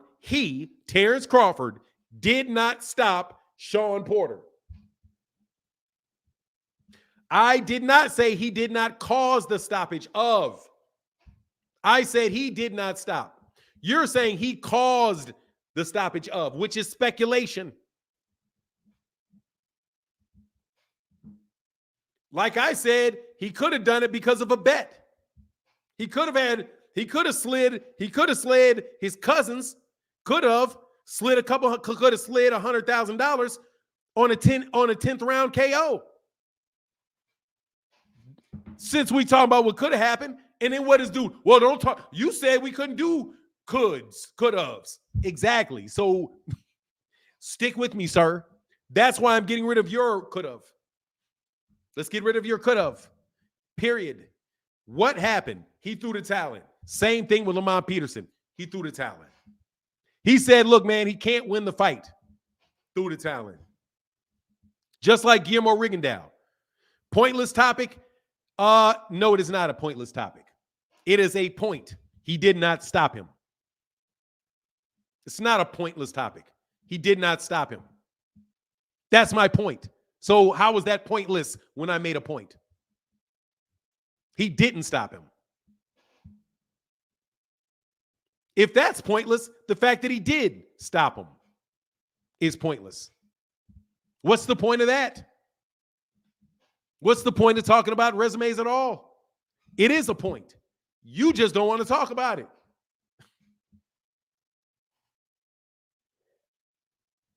But it is relevant to when we discuss his knockout power. Because the reason that people are bringing up his knockout power is because they said he's got 11 straight knockouts. So I say, oh, I don't value those knockouts like you do. Those are not the same thing as Deontay Wilder knockouts. You can call it the same thing. You can say that he had 11 straight knockouts, right? Right? Who else has had 11 straight knockouts? Let me go to the books. Let's go to the books.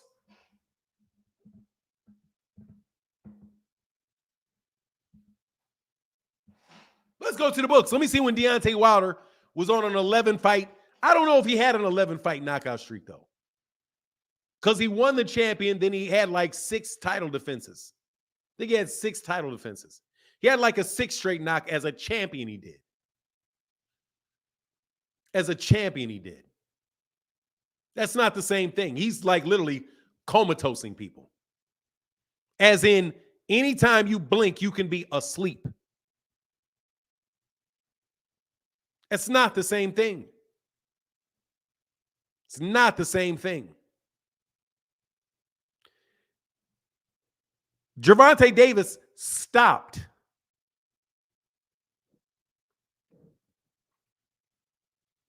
what's his face, stopped Ryan Garcia. He stopped him. He landed a body shot and the guy wouldn't get up. And he refused to get up. Knockout. If he refused, body shot, put you on the ground, he decided not to get up, that's a stoppage. He stopped him. Let me put it that way. He stopped him. It's a stoppage either way because it's stopped. But he stopped him. Do you not understand how important this is? I'm trying to tell you, dude, I started this channel so you guys could have some things that are valuable. Do you understand the difference? What's going on, Everything Boxing? Do you understand what I'm saying? Yes, that's a stoppage, but he didn't stop him. Right? Now, who stopped him? Right? Who stopped Hector Garcia? Hector Garcia quit. Hector Garcia quit. Everything Boxing said, I like your new video upload. Hey, oh, that's Everything Boxing. He's talking, oh, what's up? I thought somebody was complimenting me. Thank you. Nobody ever tells me that. Appreciate that, bro. Yeah, Everything Boxing, that's a man. I thought you were gonna pub me up. No neato. Hey, Ray Davidson Bill said SP still jumping. Kenny, Sean Porter still jumping up and down with Kenny for that W win. You get the point. Hey, thank you very much. I appreciate it. I like your videos too. Thank you, man. Will y'all share my videos, please, on every social platform, please? It would be greatly appreciated. Because I do think YouTube is putting a little bit of a stopper on me on my videos. I could be wrong, but I had a suspicion of that. Hey, check JDK said in OSHA class, but here, shout out, can't be on. Hey, thank you, brother. I appreciate you, man. Thank you for coming by. That's what cognitive dissonance is. That's what he suffers from. That's what he suffers from. Cooking him with the logic and facts. My man Ron in the building. Thank you, brother, for the $3 holler, brother. Thank you so much, man. Gotta change. Hey, change the topic, man. I don't mind changing the topic. We'll be back on Errol, though. When you get out of jail, Fanon, I applied today. So hopefully in the next month, hopefully they won't reject me. I don't think that they should. So, I don't think that the chances are in the next few weeks. I'll be out of there. Everybody good with John? Everything? Hey, I don't know, man. I'll say what's up to him now. Shout out to John Boy. I'll do it in his, I'll text him. Shout out to John Boy. He said he's going through some things, man.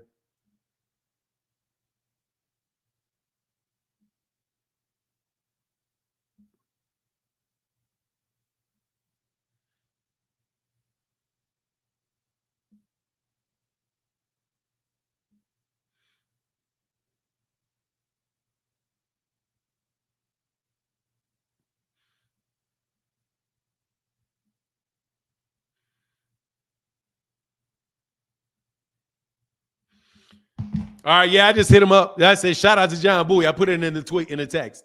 Shout out to John Bowie. Oh, yes, sir. Yes, sir. I gave me a shout out. So anyway, back to the Bud Errol thing, man. Yeah, it's the psychological aspect of it, dude. I think that those press conferences, man. I think that Errol is just rock solid. Errol's rock solid. I don't think they got us. I do think that Bud be trying to intimidate people. He definitely tries to intimidate people, tries to get in their head and all of that stuff. And I don't think that worked with Errol. And Errol's not trying to get in your head. He's just straight up there telling you what he believes is the truth. And those are very factual. He's not bluffing. That'll very much be the interesting part of this, of what's going on, man, with this fight.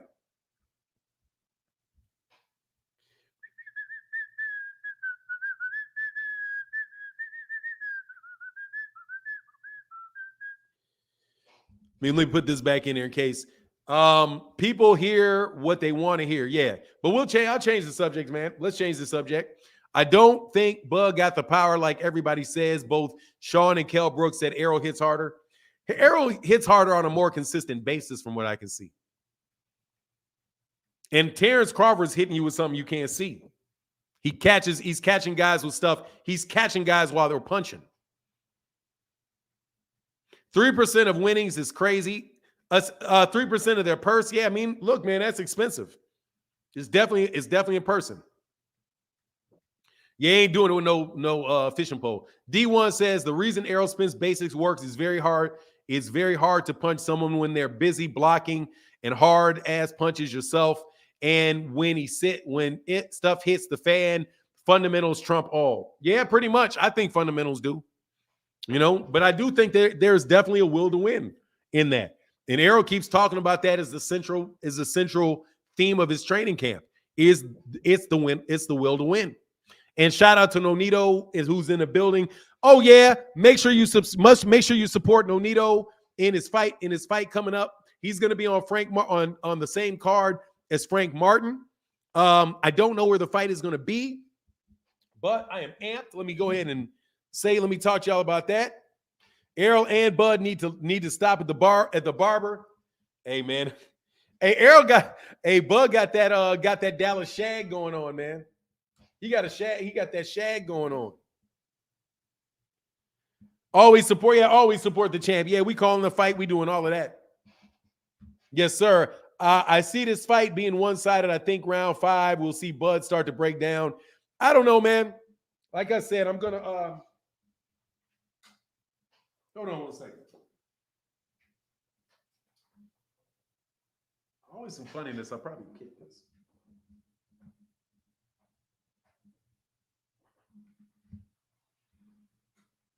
There you go. Loose plug.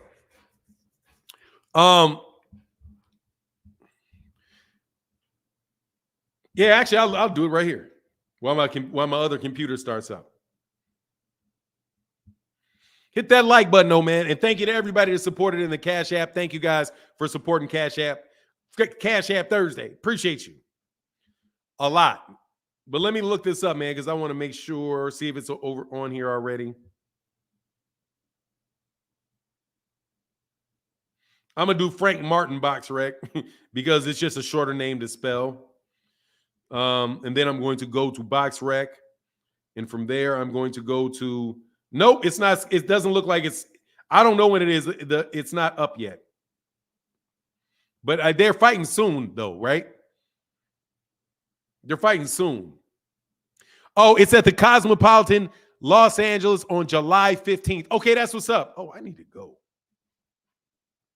All right, I may make it to Vegas for that. I can't afford that next fight. I ain't gonna lie. That next fight I can't even afford. But I need to go ahead and try to get there to that. I need to go ahead and try to get there to that fight. Bernie look like, hey, Dwayne Wade, what you talking about? You better come. Yeah, okay, well, I'm there. Yeah. All right, I'll get the tickets, man. In July 15th, yeah, I'll be there.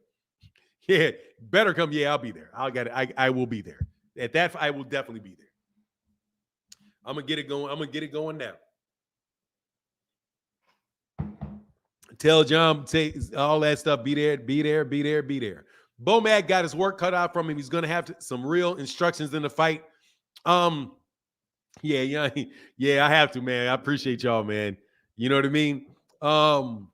Bomac got he got his work. It's at the Cosmopolitan, Las Vegas, July 15th. Will do excellently. Now, anybody else that would like to chop at me? Otherwise, I'm gonna start talking about Devin Haney, man. Because you know I got something to say about Devin Haney today. Man, them boys out there tripping, dog. They out there tripping.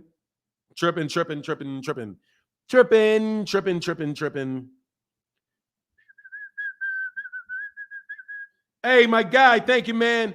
Mo Rab in the building said peace and blessings to John Bowie. Yes, sir, man. 1111 and 1111. Thank you, brother.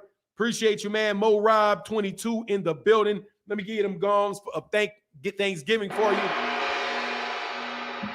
Said, oh, come on for now. Come on, what? Come on with what? I don't know what you mean. Freaking Flyer. Hey, Freaking Flyer, you can jump on. I know you can jump on Freaking Flyer. I know you can do it.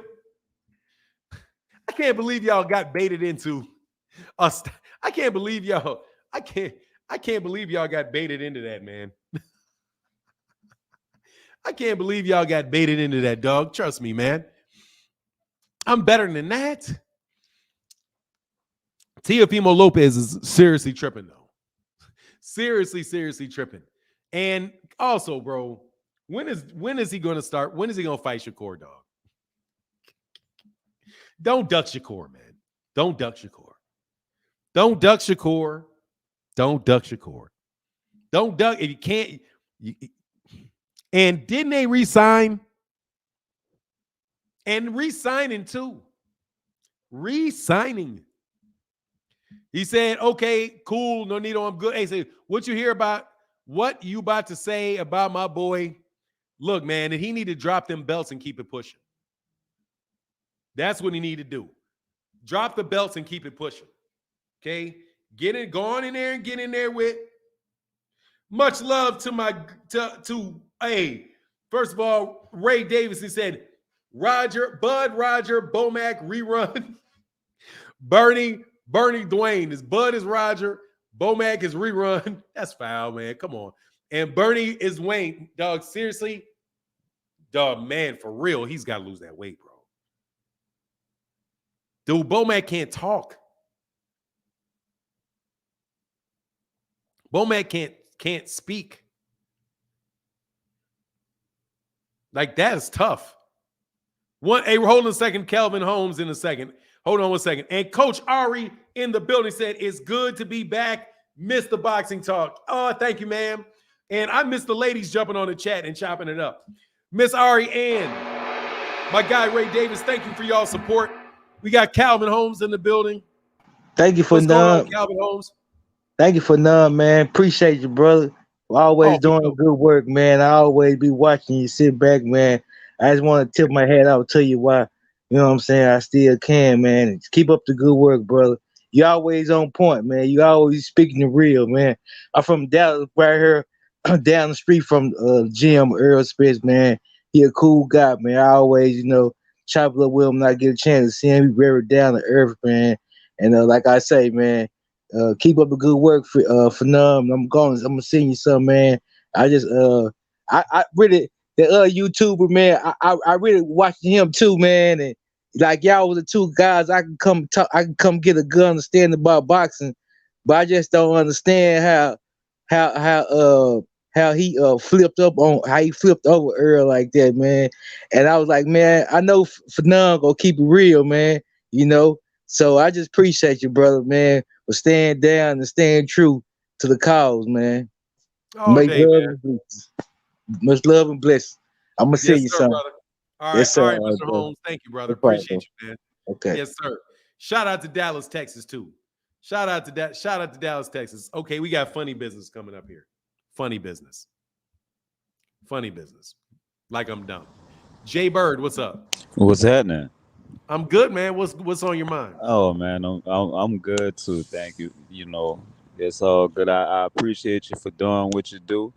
You heard me? I want to let you know that yesterday. Shout out to New Orleans. Oh yeah, shout out to New Orleans all day, every day. Yeah. All right.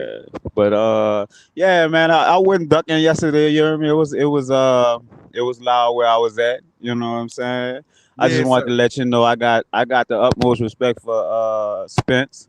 He's a great fighter. You heard me?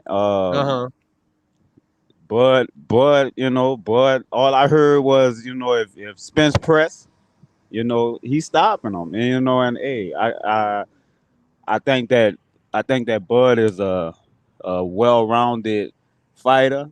What I will say about him is that he do take punches, but so does Errol, and come on the 29th, we're gonna see who come up out on top. I like rooting for the underdog, you know what I'm saying? And I will say coming into this fight, I think that Bud is the underdog, but he does turn up when he get hit.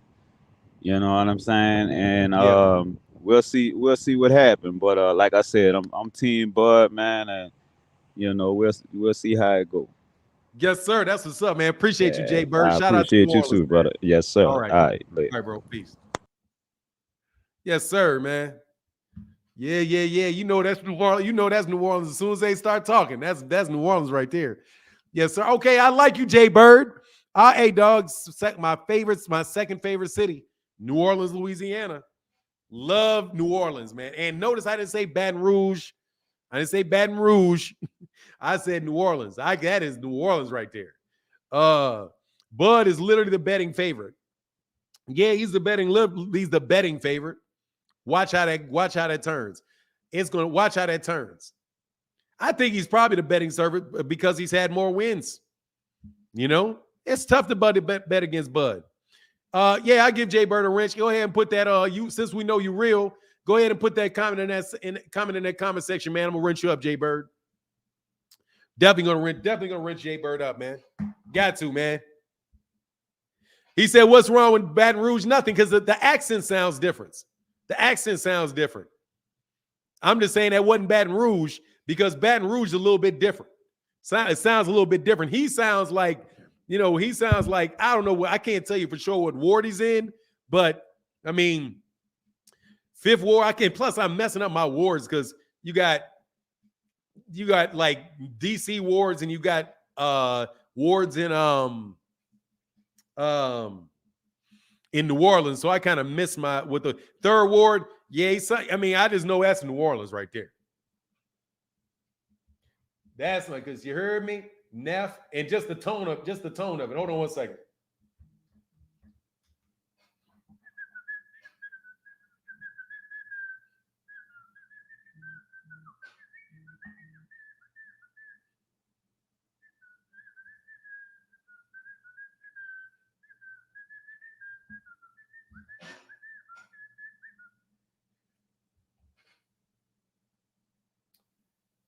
How was this? Oh, sorry. Give me 1 second. Okay, yeah. Rick D said, "I'm riding suspense. I just don't understand where dude was coming from saying that Bud is the underdog when it's not in the reality according to the betting odds." No, he said he's the underdog to him. He thinks he's the underdog. He's not talking about the odds. He's talking about what he thinks. You know what I'm saying? You know what I mean? Hey, Jay Bird, man, go ahead and put that comment in the comment section, man, so I can get you wrenched up. Along with KOD testimonies. As long as that's the real KOD testimonies. I gotta check you, but yeah, you should have had one, man. I want to know where King Judah is, dog. I ain't seen King Judah. And man, all right, hold on. Jay Live, there you go. Hold on. Give me 1 second. Not Judah Born. All right, hold on 1 second, man. Let me go to Jay, not Jay Real Live. I'm looking for Jay Bird. Where did Jay Bird go? I thought I saw someone with Jay Bird. I saw a Jay Bird comment, man. Crap. Next time I see a Jay Bird comment, I'm going to make sure that I do it. And then there is KOD testimonies, because KOD been around here for a long time. So let me go check you out. Make sure you're not somebody fake. Yeah, you've been here, man. There you go. All right, 2020 Underground Trap Record. I always like talking to KOD testimonies. So let's make sure you got that wrench coming from you, brother. And Jay Live, actually Jay Live too. So there you go. All right, got that handled. I'm looking for Jay Bird. Hey, my guy, Mr. Thomas said on 7/29, the truth will be revealed. Yes, sir, it will. Yes, it will. Much love in that super chat, man. That cash app, brother. Thank you, bro. Big time. And hey, Mr. Holmes, brother. Thank you, Mr. Holmes. Shout out to Dallas. Mr. Holmes in the building with the $5 holler, brother. Thank you so much, man, for supporting the channel and keeping it going. Appreciate you, man. Yeah, I like that about him, man, because that's what he's talking about doing. That's what I like, man. That's what he's doing. He said King Judah around, he just stays away for whatever reasons. Yeah, I see him. I saw him in the comment section for the live stream yesterday. Jasper Robinson, thank you, brother. Hey, thank you, God of Boxing. Hey, KOD, thank you, brother. I appreciate you, man. Spence breaks your will. Look, we're gonna see. We're going to see. Dog, I got Spence, man. I ain't gonna lie, dog. I got Spence. I got Spence. I got Spence. Before the press conferences, bro, I was like, before the press conference, I was like, because I just don't think there's anything shaky about him. JC Cowboy Network said, appreciate all you do, brother. Thank you, man. I appreciate you. I would also like an apology, though. Because do you remember when Errol Spence Jr. put out yes, this is a very good show today. Hey, thank you, Kirk Ben Joseph. Look, man, I'm not going to be into the drama of other people, bro, because I don't appreciate when people get into the drama with me. But if you don't recall, when Errol Spence Jr. was talking about clickbait channels, a whole bunch of people pointed that accusation at me, which I was deeply offended by, man. Deeply offended by. I don't think that if I ask him a question that he is going to say anything sideways to me. He's just going to answer the question. May shake my hand. Even though I know that there's things that I've said that he don't like. But that's why I like Errol Spence. That's why I like Errol Spence. He doesn't, and that's why I have more faith in this fight. If I'm putting my money down, I'm putting it on Errol. Because Errol ain't no smoking. There is no smoke and mirrors there. RB the Baller said shoes. They said, nah, not they did. So, yeah. Some people that were actually getting accused of it. Bro, I put a sensational title down, but I'm asking a question. What you hear in my videos, and again, same shameless plug, please share my videos. And I don't even care if a video comes up, click it and just say hello. Click it. Put a comment in the comment section and say hello to me. I would greatly appreciate that, man. If you see a video, even if you ain't really big on the topic, just come chop it up with me in the comment section, man. For nine, there was a shuffling of the fans since the fighters are fighting, plus facts are coming out, feelings and egos are hurt. I'm not sure what you're talking about specifically. I'm not sure what you're talking about specifically. Spence is like 5'10". I don't think Spence is 5'10". I don't think Spence is 5'10". I'm the same height as Derek James. And I don't know, man. He's maybe, I don't know. 5'9" to me looks short. So, I don't know. He could be. All I know is that man ain't out there lying. And he ain't out there exaggerating.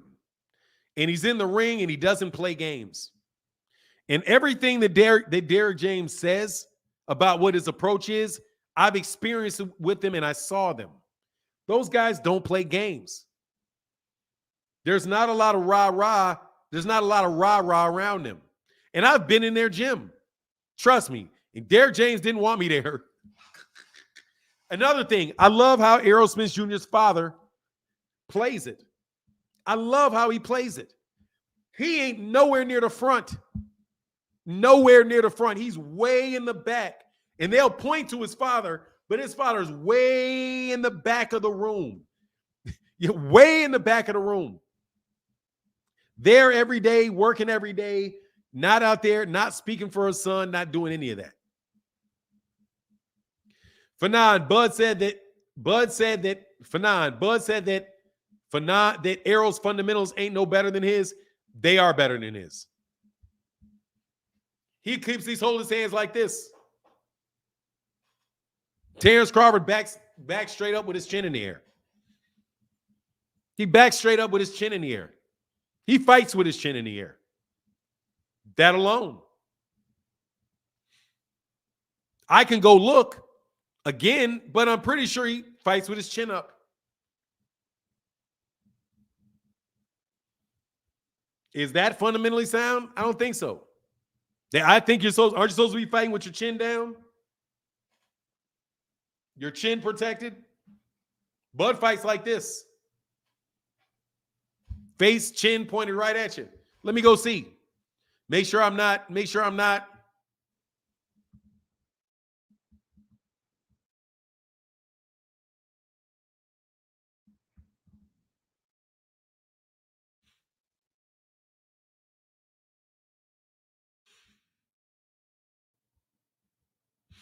I shouldn't do highlights. I should just do full fight. Let me see. I think everybody's got their chin up a little bit. But let me see. Just go ahead and take a peek.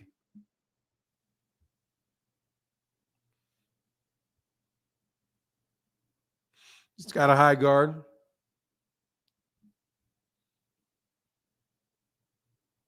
Got hit with that hook by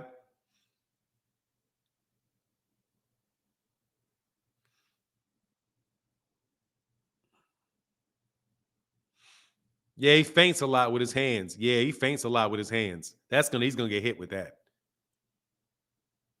He does a lot of hand feints.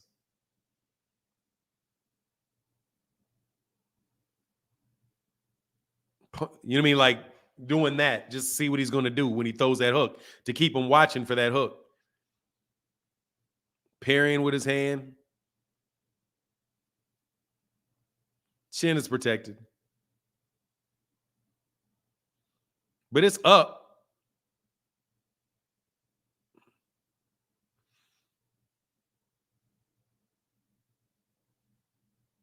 Anyway, it is what it is. We'll see. Yeah, I saw him throw a shot wide because he did this, literally just did that to get him to react to that, which is going to keep his eye on there. And it means, I'm telling you, it's a lot of thinking, man. Yeah, he does throw wide. Yeah, I mean, he does a lot of stuff. I mean, Trey sets up punches. But Errol's going to be punching. I got Errol. A strong jab will cancel out them feints. Yeah, I'm telling you, dude, he's coming with that jab. And he's gonna counter to counter. A lot of these, and I think these guys are scared of Bud, honestly. Demo said, "Hey, look, let me tell you, Demo, dog. If you got something to say it in the link, dog. Okay. I want to hear all, man. I don't even know what to say to that, dog. Go ahead and say it. Don't get mad when he gets stopped. Don't blame the accident and tell him keep his mouthpiece in. Yeah, thank you very much. I'll make sure I tell Errol to make sure he keeps his mouthpiece in. Yeah, he has dropped his mouthpiece a couple times. That's a fact. He has dropped his mouthpiece a couple times. That is a fact. Bud definitely isn't fundamental, but he's able to get away with those subtle defensive deficiencies because of his athleticism. Yeah. I will definitely tell Errol, hey, Errol, if anybody knows Errol is listening, Errol, keep your mouthpiece in your mouth, okay? Keep your mouthpiece in your mouth. I didn't block you. Demo, are you blocked? I see you. No, I didn't block you. I threw your ass out for getting off mute. I did. Because I'm not going to keep doing that, dog. No. If I muted you, I'm the moderator. Stay muted. And yes, you can say, well, that doesn't make things fair. Well, go work your ass off and get a YouTube channel. Work your ass off for 5-6 years and get a YouTube channel. There you go. I work my ass off to be able to have a mute button. Do you believe it? Anybody say somebody, they the hardest, man, ain't none of these dudes working harder than anybody else. Everybody's working hard. He can't help it. Oh, stop, dog. I didn't say nothing about that, dog. I didn't say nothing about that. I thought they were golds. James Wade said, I know what this fight is. Those were gold teeth, bro. It was just that the angle was off. I know what this fight looks like on paper, but I hope it lives up to the hype. Spence may walk right through him. I don't think he's going to walk right through him. I hope, but let me put it this way. I know what Errol is. Bud better be everything. Bud need to be everything that Bud says he is. Bud better be, there better not be any smoke and mirrors to him. Errol says smoke and mirrors, and he ain't lied yet. I'm telling you, I talked to their team years ago about it. Man, they've been seeing it. Dude, I'm telling you, they've been said this about Terence Crawford. They don't believe it. They don't believe it. They don't believe it. And you're not going to tell me somebody gets in that ring and is able to do what he wants to do and with Floyd under the circumstance that he was in. And what he was able to do with Adrian Brawner early in his career in the circumstance and where he was. Is somebody that doesn't believe in himself and doesn't believe that he's a better fighter than this guy. And he's saying, look, dude, I'm more skilled than him. He just got a different set of skills. Terence Crawford doesn't have the same skills. You know what the funny thing is? When you talk about people having more skill, do they have the same skill? Do they have the same skills? Do they do the same thing? How you like, I didn't care, man. Steel Walker, I could care less. I'm not rejoicing in the humbling of anybody. That's not my business. It's not my business. Because there's somebody out there waiting for me to look bad. You know what I mean? Somebody's out there waiting for me to look bad. Whole bunch of people jumping up and down, all kind of happy because Terence Crawford called me a hoe. So a whole bunch of people, oh, yay, yay, yay. Bud doesn't like Errol. I do not give a rat's ass if Bud likes me or not. He doesn't even know me. He doesn't know me. He doesn't like what I had to say. And I probably flipped on him. I ain't gonna lie. I probably flipped on him and I didn't know it. I have a suspicion that I talked real bad to him at some point in time, but I didn't know it was him. Because I know that you guys get up in this chat under different names. Without a doubt. And somebody to be out there, I know their team, every one of them teams at a certain point in time jumped up here and said something. And if you said something, I read the chat, so more than likely I was very disrespectful to you. So that could definitely be why he's so irritated. But I've heard people call me a liar and saying I'm hating, so that's what he said. So I figure he's one of those guys that said that. Because I'm still waiting on the lie I told. I'm still waiting on the lie. What lie I tell? Y'all thought you was going to be able to get up here. I guarantee you, one of y'all, because I've heard people jump up here with those Omaha, Nebraska accents. I know what y'all sound like. Just like my guy jumped up, just like Jay Bird jumped up right away. I knew it was up. You from New Orleans. Easy. I know where you're from. As soon as I hear your voice. Oh, you're from the Bay. Random Skits 26. What's going on, man? What's going on, man? Fanon, man. I've been on this show before. I'm a communication person. One thing that I saw from a communication standpoint in the press conference, Errol Spence is a SME. He's a subject matter expert. Yeah, I know, subject matter expert. Gotcha. You know, like they're coming off of the cuff when they speak to each other. But Errol, that shit come off like this is what he believes. This is what he knows. This is all he wants. You know what I mean? Like when I hear Bud got a punchline, you know, his fucking voice is quivering here and there. You know, he's thinking about what he has to say, you know. But when I hear Errol speak, it's calming, you know, even though, you know, he's a Southern boy, he talks slow. Oh. That was just Judah, somebody said something to me real quick. Because I wasn't gonna have an opportunity to read it. I just put it up real quick so he could read that I saw it. I've been listening to you before you moved into your new house in Texas. You always been legit. I'm just giving him a thumbs up and saying thank you. Oh, go ahead, absolutely. Absolutely. One thing I know, public speaking, if you don't know what you're talking about, then you're more likely to stutter, fumble, XYZ. To me, Errol is a SME. That like inside and out. You know what I mean? That's all I wanted to say. I heard a quiver in Terrence's voice. You know, he got the microphone on there. He's You know when else you make it? You know when else when you quiver? What? When you saying some shit you don't believe. Exactly. So that goes into SME. You know what you're talking about. You got a foundation in your brain that'll present, you know, if I get asked X, Y, and Z, then I'll be able to answer it in whatever fashion that I digested the information. But when Bud, I don't know, man, it's kind of weird. He's kind of, you know, he's a great fighter. He's an amazing fighter. But like, I just feel like he hasn't been on this like platform. like kind of like Ryan Garcia, man. Like, he's an Instagram model, super popular, but being out there on the bright stage, man, it's different. But that's all I had to say. All right, man. Appreciate you, man. Errol Spence, to me, he seemed like an SME. That's what I thought. Gotcha.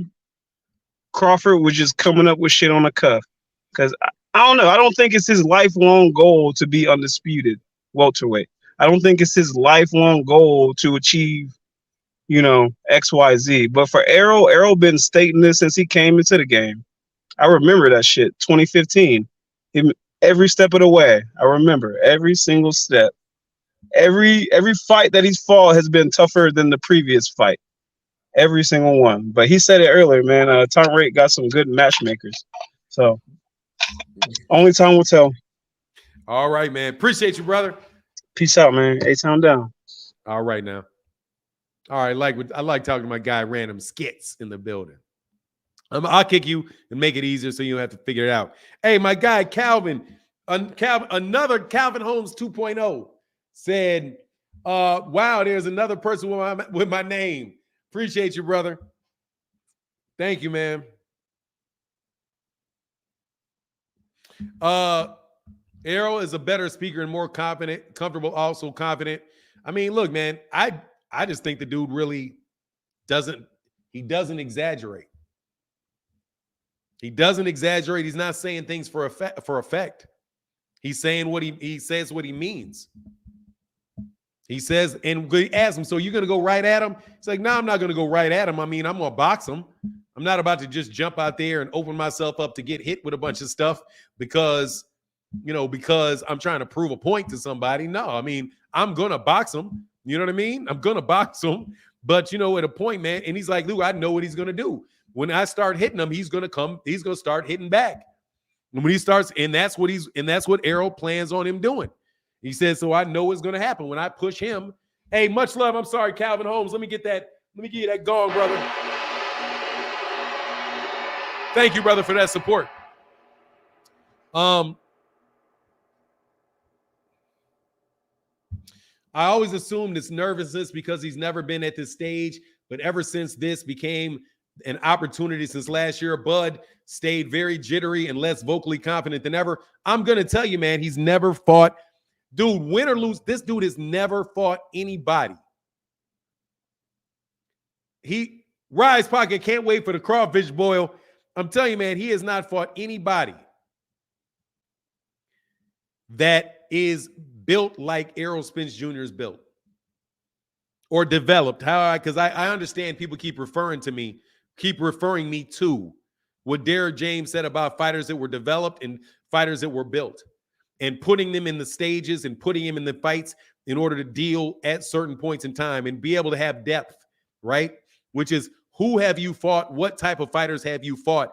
And what have you done to be in the position that you're in now? Have you done everything that you need to do? Have you seen everything that you need to see, experienced everything that you needed to experience to be able to handle the moment that you're in? Errol Spence Jr. has been in big fights. He's been in big fights. He's fought in front of 40,000 people in AT&T Stadium. He's done that. He's fought world champions and taken their belts. He's done that. He's got up into the Olympic quarterfinals. He traveled overseas. He fought against a very good fighter where the odds were against him, and he needed the stoppage. He was not going to get a decision. So he's done all the things that he's needed to do. And when you listen to what they're saying, those guys are somebody that they're not exaggerating. They're not saying things for effect. Now, when he's looking at, man, like the metaphors and things like that, like, man, how you going to go fish? How you going to fish for a whale? Like, you going to bait me in? Now, think about the metaphor. Like, we reeled him in. We bringing him in. We already reeled him in with this fight, bro. Don't act like you had to reel in Errol Spence Jr. for this fight. There was no reeling in. Errol ain't never want to fight anybody but you. And you guys can say what y'all want to say about who's going to win the fight, because that's a reasonable conversation to have. You can't hold any type of conversation about whether or not Errol wanted to fight or not. Errol said 4 years ago that what he was going to do. And when did he fish him in? He fished him in. He has a belt. That's what I want to do. He didn't reel him in. That's not an honest. Even that metaphor is not honest. It's not. The one that said that they didn't care about the fight. Now, he may have reeled that money in. He may have reeled that money in, because I do believe he got more money. I think that was confirmed, that he got more money, because Errol's like, nah, man, I ain't betting on that. I'm not betting, man, all the money I gave that dude in order to get him in the ring. I gave him, you see it in his face. It's like, man, I gave this dude all his money just to get him in the ring. You know, like, man, like, bet him. Yeah, man, I had to overpay to get him there. No, like, you know what I'm saying? Like, I had to do all that stuff to get him there. And dude, that got to get in your head, dude. Like, I'm telling you, it's some interesting stuff going on, man. Bud don't know half the stuff he's talking. He even said Spence ain't never fought a multiple weight champion. How about Mikey Garcia? You ever fought somebody who was a multi-division champion? Yes, Mikey Garcia. I think he was the reigning 140 and reigning 135 pounder. Yeah, matter of fact, Mikey Garcia held titles in 2 weight classes at the same time. Mikey Garcia held belts. But guess what? Guess what the funny thing was? Errol didn't even think about it. Errol's like, who does it matter? He didn't even think about Mikey Garcia as that. Oh, Danny Garcia. He would have said Danny Garcia don't count. You ever beat a multi-divisional champion for that? They've only had a championship in 1 division. So did Sean Porter. Let's go through this. You're saying Amir Khan was a multi-divisional champion, wasn't he? That's the big deal.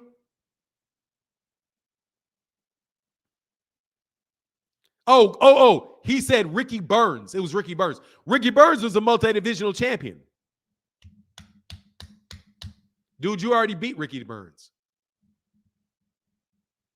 The fact that you're trying to compare Ricky Burns to anybody that any of the major fights of Errol Spence is ridiculous. Yeah, Danny Garcia was a multi-divisional champion as well. And let me see something. I need to see something with Ricky Burns. I got to see something with Ricky Burns.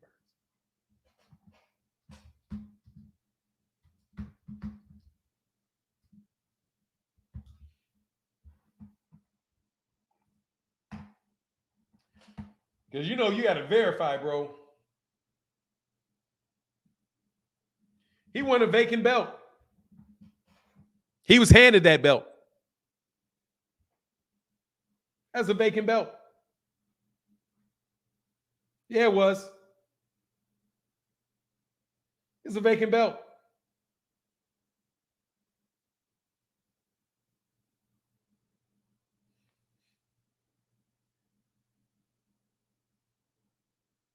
Let me see something about Danny Garcia.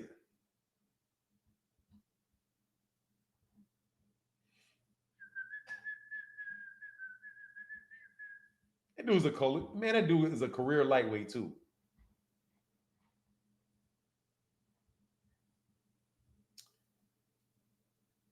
Hold on.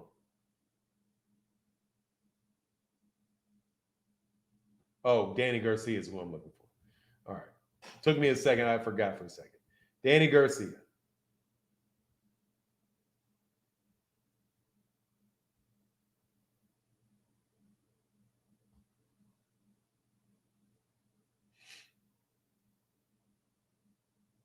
I wonder why when he won this won a vacant title, and then he beat Samuel Vargas. Then he fought Keith Thurman. He did the same thing Ricky Burns did. Yeah, that's what I thought. He did the same thing Ricky Burns did. Ricky Burns won a vacant belt, just like Robert Guerrero did. just like he did against Robert Guerrero. He most definitely is a multi-divisional champion and a unified champion at 140 with wins over Eric Morales.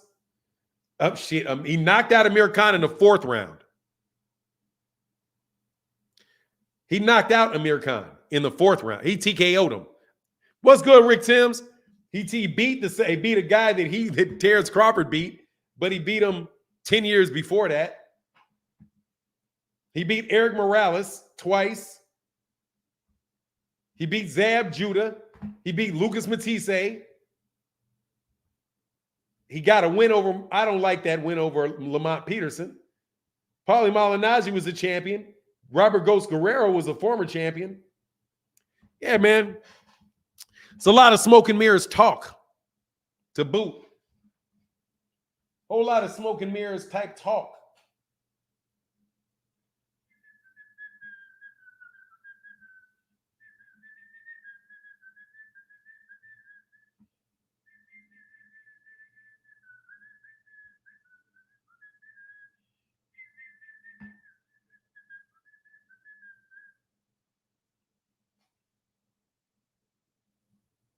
All right.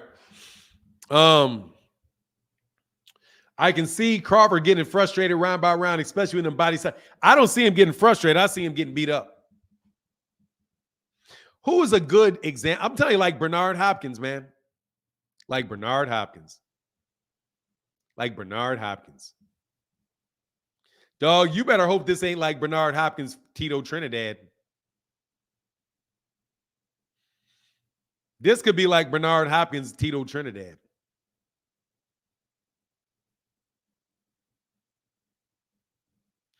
Nah, hey, Rick Timms. How in the world would I have seen that, man? I've been on here since 8 o'clock in the morning. Y'all better hope this ain't like Bernard Hopkins, Felix Trinidad. Where, dog, that shit ain't working. Well, nah, dog, that ain't working, dog. That ain't working. Hagler Hearns.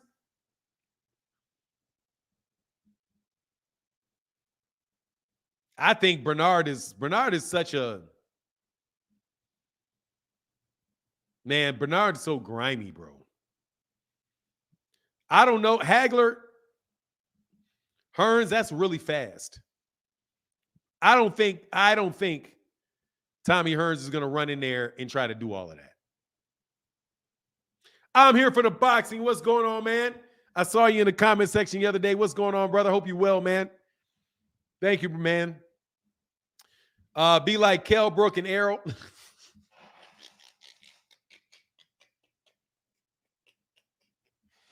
That man said it could be like, man, that's foul, bro. Tis foul, homie. Tis foul. Fanon, I already have a sneaky feeling Errol's going to win in a very one-sided fight. Maybe even KO. Dude, he said one-sided ass whooping. This is going to be a one-sided ass whooping. Bro, I'm coming in there whooping your ass. If you ever met somebody who you knew you was going to whoop them, yeah, Rick Timms, it's 8 o'clock in the morning, man. Nah, I didn't see it, man. I ain't watching no, I ain't watching that, man. Dog, he talking too much. You better go sit down there and train. You better sit down there and train, dog. You do. He out there selling this fight this time. Man, that man is selling that fight this time, bro.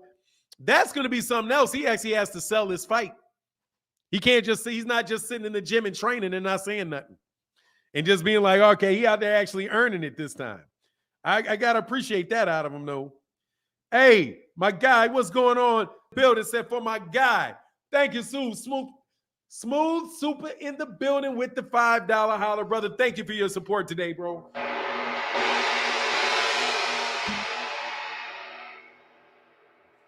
Thank you for that support, bro. And my guy, Upper Echelon in the building says, Shalom. Hope you're doing well, brother. You know the link is always here for you, though. What's going on, man? Upper Echelon in the building. Hey, and everybody, let me get it going to D Knows Better. Deem knows better. Hope you feeling better. Deem knows better. Man, Deem knows better is going through some stuff right now. Had a death of a friend. So, man, shout out to Deem knows better. Shout out to Deem knows better. Shout out to Deem knows better. Winner gets Jerron Boots Ennis. Honestly, man, the loser may get Jerron, who's been Ennis, because Errol is about that division. Boop. Errol's about that division. We're supposed to get a rematch, but look, dude, a breakdown, steady breaking them down. Indeed, T. Orlando. Hey, man, you gotta chill on that, man. Kevin Holmes, don't worry about that. Look, man, chill on that a little bit, man, because I ain't really in the business of that, because it's not my business. You know what I mean? As long in the words of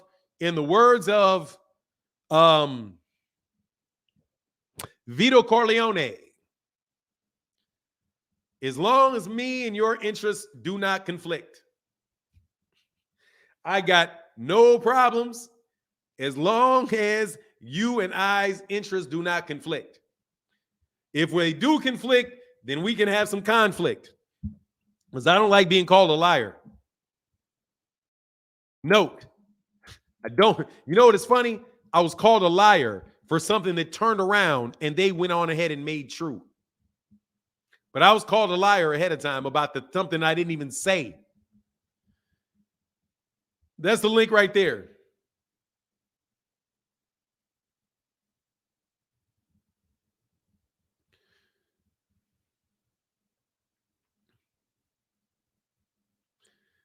Boots ain't ready yet. We seen that, even though he didn't make any. Man, let me tell you something.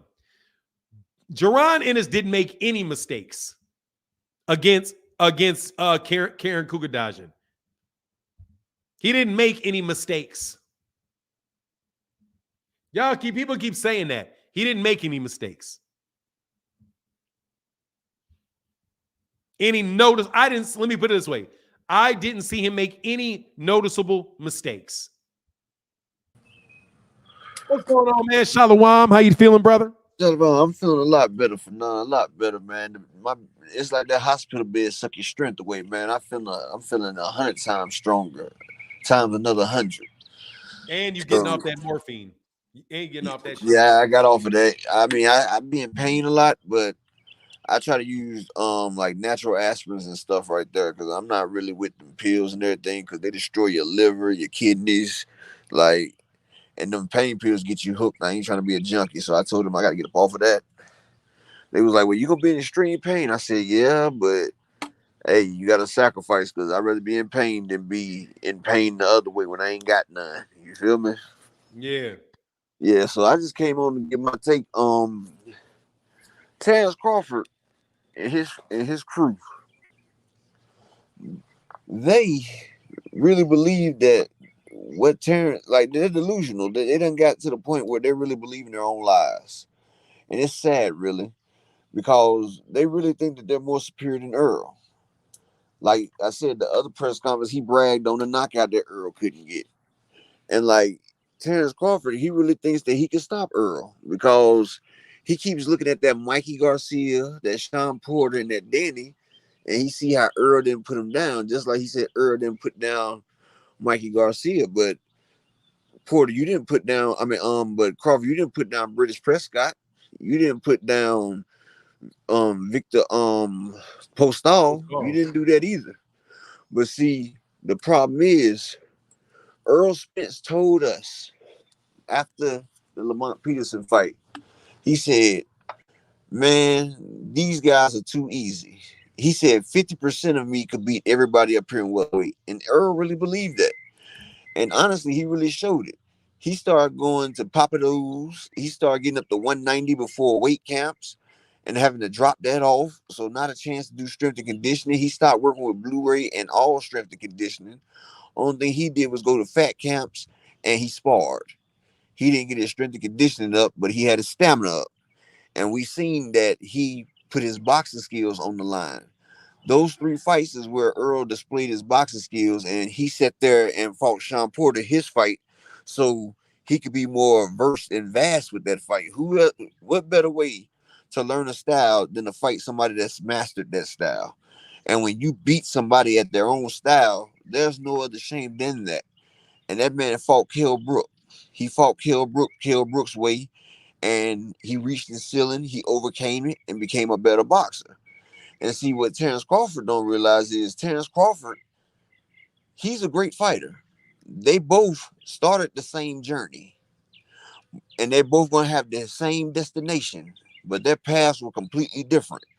While Terence Crawford was picking fighters that mirrored the fight styles that he's used to fighting, he fought people that were tailor-made to his style, tailor-made to what he could do, to his abilities, and ones that really couldn't hurt him. While Errol took fights of styles that was completely different from what he had.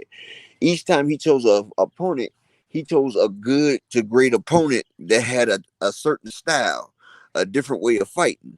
So Errol could get different looks, just like he was getting them in the amateurs. So he was getting different looks in the pros.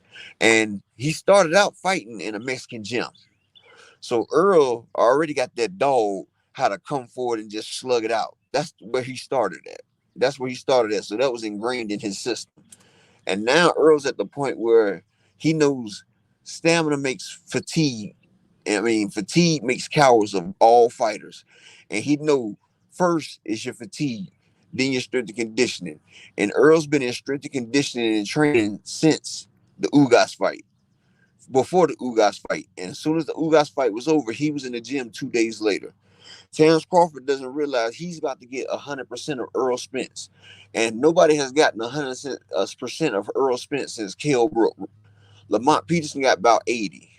Ocampo got about 80. But this is 100% of Errol Spence. All his strengths, all his abilities, all his power. Everything that he has, he's going to unload on him because, first off, Terence Crawford was the A side in this deal because Errol had to concede and give up so many concessions that he came out on the losing end of the deal. But he's going to make Terence Crawford pay for everything that he gave up. And Crawford laughing and giggling all the way to the bank. He's going to look like Tim Bradley. Tim Bradley fought the guy who was sitting there in the wheelchair at the press conference because Errol is going to break him. That's why he said it's going to be one-sided. Terence Crawford, he may believe in his abilities, but he's never been in there with a monster like Errol. Errol is a freak of nature. He's a beast. This man went one-on-one with a Ferrari in pavement and walked away. This man was ejected going over 90 miles an hour, and he didn't break nothing but his jaw. That's a different breed, man. That's a different type of build. And then he was able to will himself through the pain, the sweat, blood, and tears, all that, all the way back to become a prime fighter when they said he wouldn't. Terence don't know what that type of will is. That's called an abominable will. And he's going to get in there with his abominable will. And Terence going to get in there with his cocky bully build. And when he gets in there and he hits Errol with everything he got and hits Errol with his best shot, and he see that Errol looks at him, smiles, and keep coming, Terence going to have a look of desperation and despair in his eyes. And it's going to start to evaporate real quick because Errol is going to put pain and punishment on that man, and he's gonna break that man. Either Bomac's gonna throw in the towel, or Terence Crawford is gonna go down real bad, and he's gonna get really, really hurt. This is gonna be one of Errol's most vicious fight, worse than Ugas, worse than Brooks. But the Kell Brooks fight will last longer than this fight right here because Kell Brook was more sturdy. Crawford ain't as sturdy. But that's my take today for 9. Peace and blessing to everybody. I hope everybody have a blessed day. Prayers to everybody who needs it. This your boy Upper Echelon, and I'm signing off.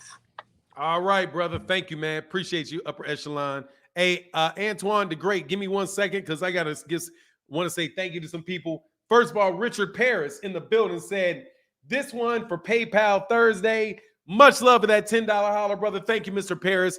Means a ton. And Lee Hosang Shang said with the $2 holler, thank you, brother. Appreciate you.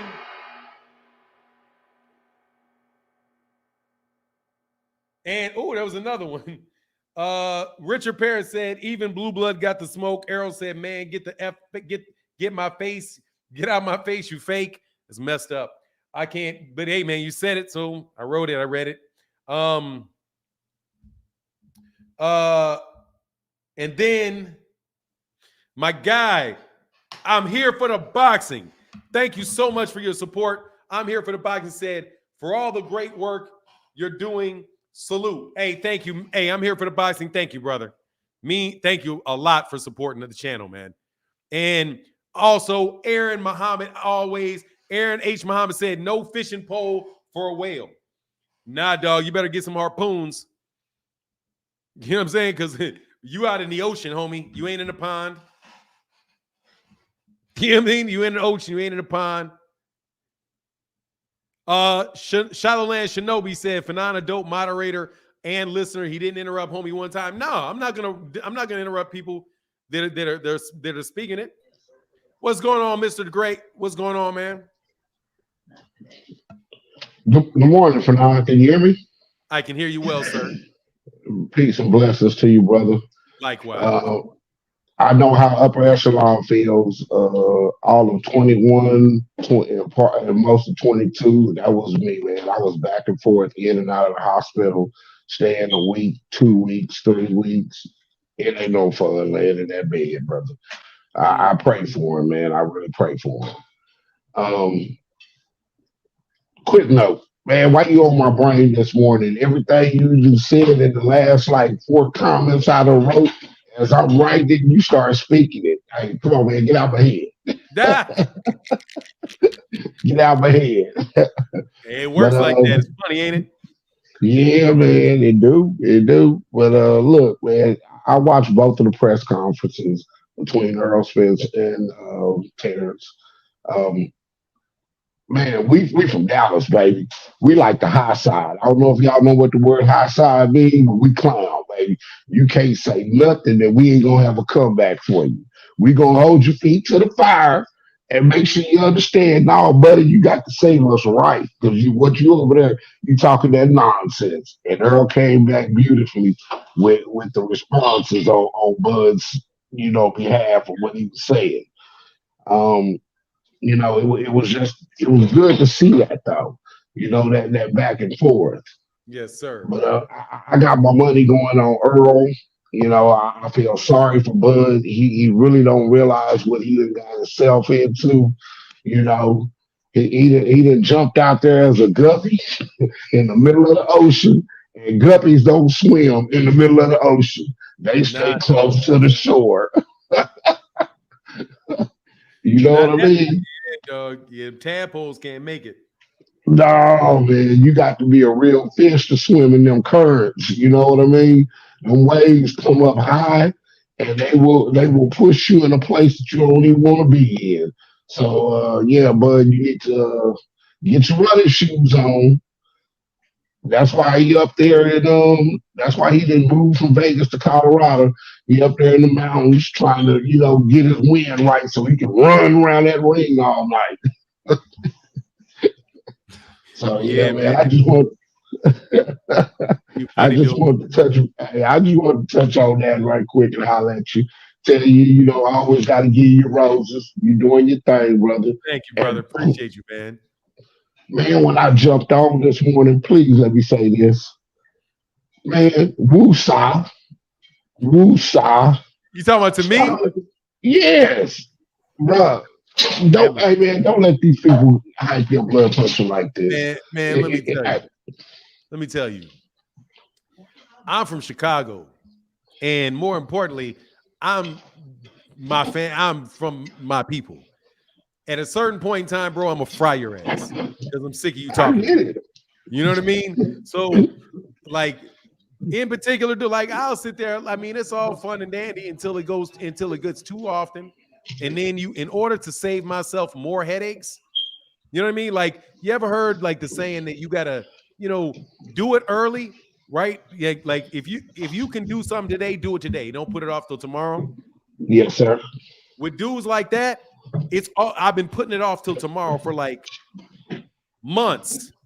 So I know. This dude is gonna get. I'm every time he gets here, he's gonna get fried, full out, 100%.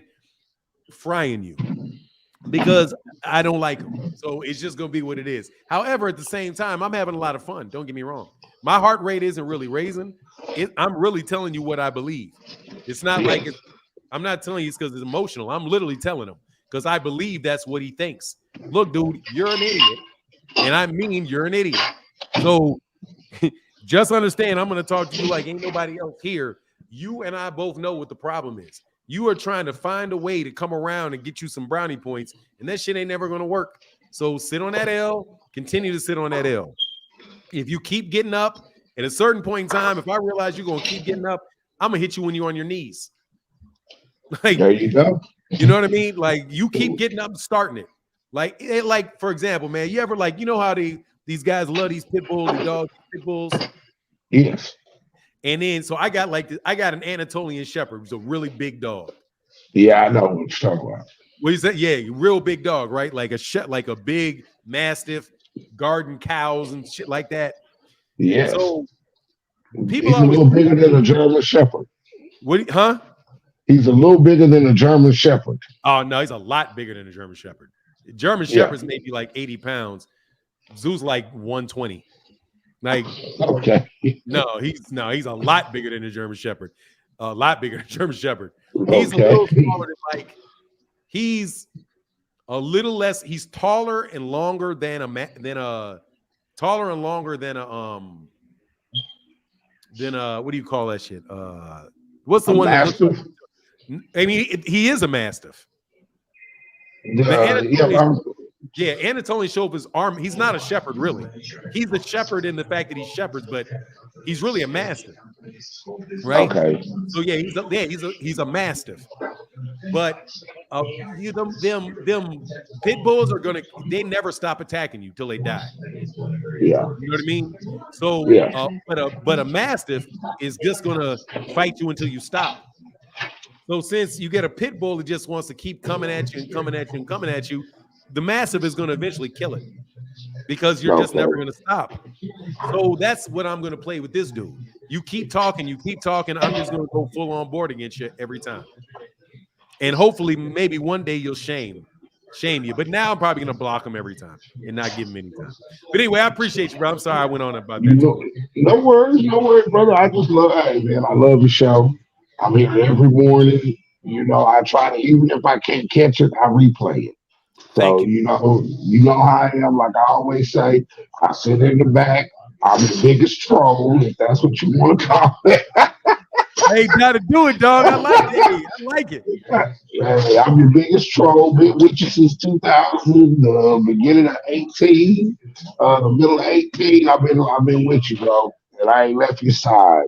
Even when you took your little hiatus, I sent you a message saying, you know, I hope to hear you soon. I want to see you back, bro. I miss you. Thank you, know. man. So peace and blessings, brother. Have a blessed day. And I'm gonna be back in the chat room and talk to you in a minute. All right, man. For sure. All right, man. Somebody said drop the link for Demo. Nah, dog. I'm done with Demo. Hey, I gotta be done with I gotta be done with Demo. I ain't interested. The link is in there. If you can't find a link, the link is in there. It's the same link. It's the same link. Link has been in there. Link has been there a bunch of times, dog. And my man Richard Paris in the building. I'll check it right now. Thank you, sir. Calvin knows that Fanon is truly a blessing, and you do be speaking like the way I be feeling. Truly much love. Hey, man. Yes, sir. Thank you, brother. I appreciate that, man, Demo. And my guy, Richard Paris, said, them Bud fans, what he said, them Bud fans be muting upper echelon's takes. He's making them piss their pants. And the way he talking about Errol, hashtag busted gloves. Yeah. What do you mean they be muting? Hey, man, don't be muting upper echelon. Who out there muting upper echelon? Hey, man, you can't be muting upper echelon, man. All right? You can't mute wrenches.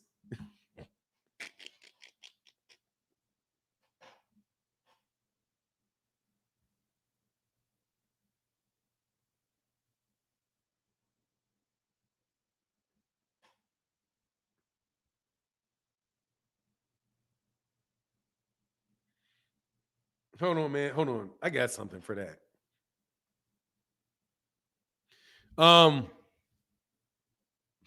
Yeah, man. Come on, man. Don't be doing that, man. Don't do that to my guy. Anyway, here's the link. Somebody else wants a link. Here's a link. There you go. Somebody said do a link. There you go. There's the link. Yeah, it is. There you go.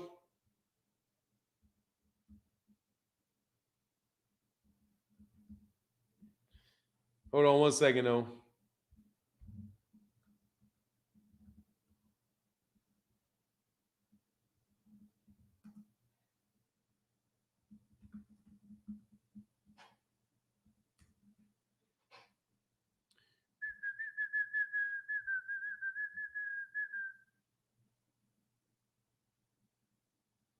Dang, man, I can't remember. Oh, there it is. I think it's elements in veto. Yep, I do.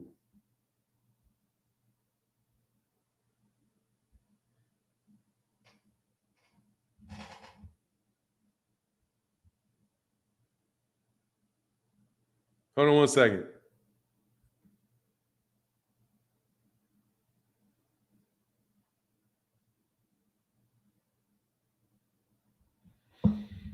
Hold on 1 second. I'm sorry. Here, click the link. There you go, man. I'm on for a little while longer. Oh, real quick, though. My guy said, Mr. Aiken said, I'm at the fight for $2,400 tickets. God, oh, that's expensive. Thank you. Hey, thank you, LeVar. Appreciate you, man. Hey, Mr. Tell It How It Is said, late today. What did I miss? You ain't missed nothing, brother. Hold on a second, man. I see Jeffrey.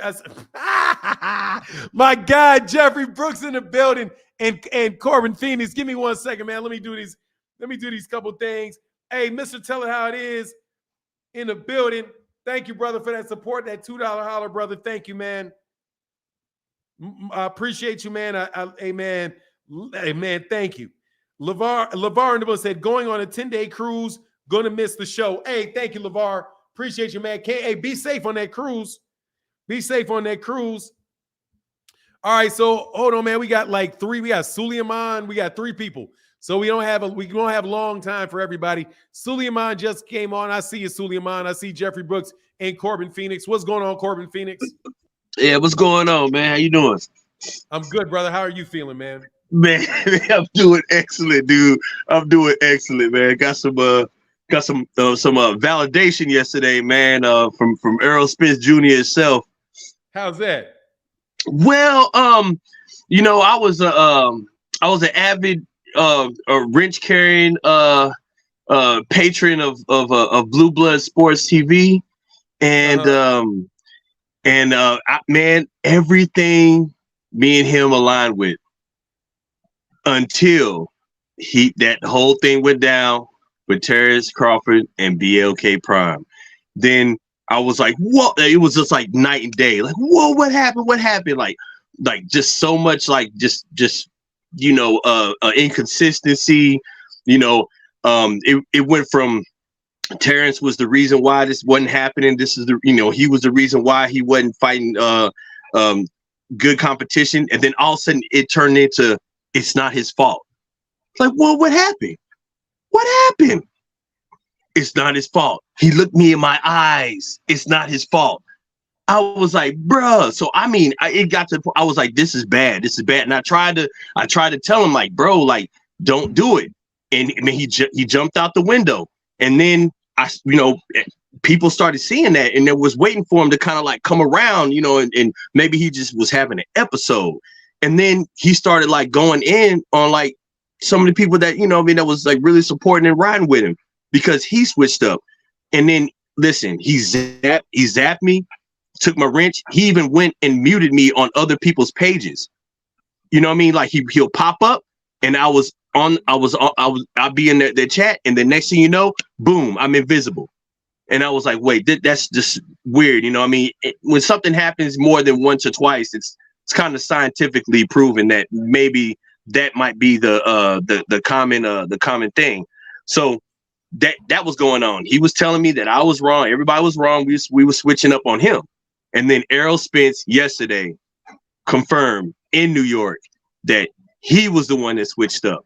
Man, that felt so good, because like, I mean, you think sometimes like maybe I'm wrong, but then that right there was like that was all I needed.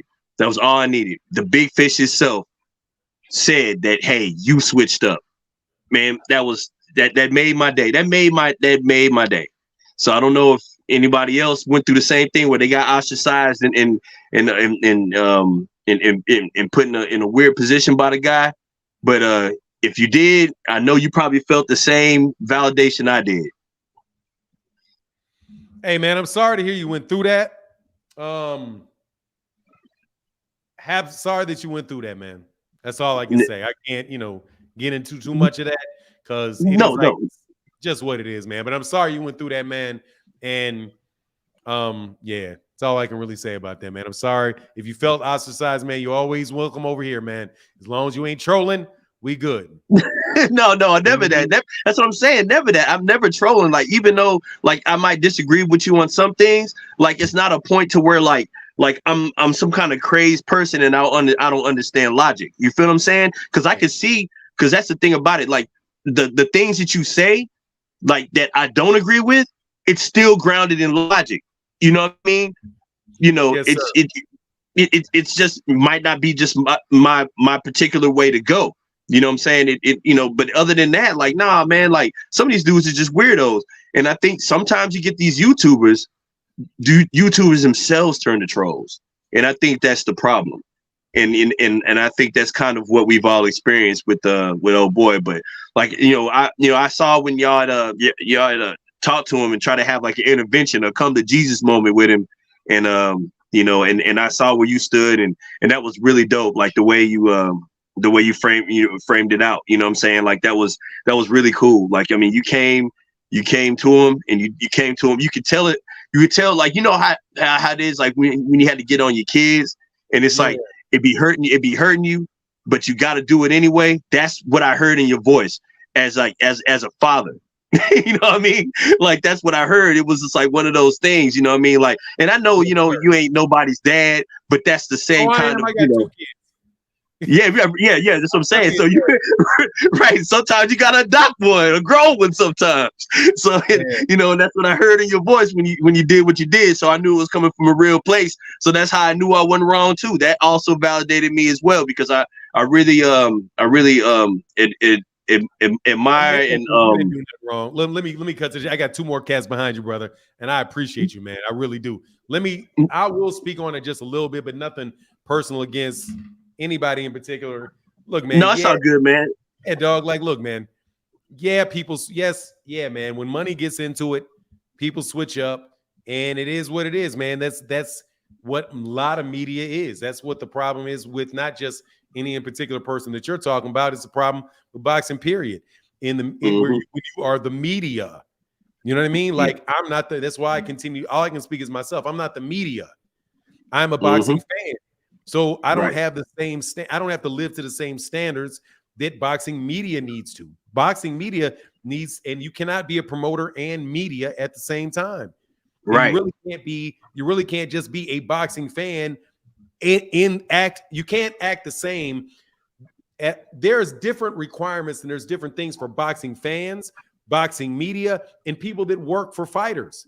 So like when you're a fighter and you work for, like, take Bernie the Boxer. That's why I have no beef with Bernie the Boxer.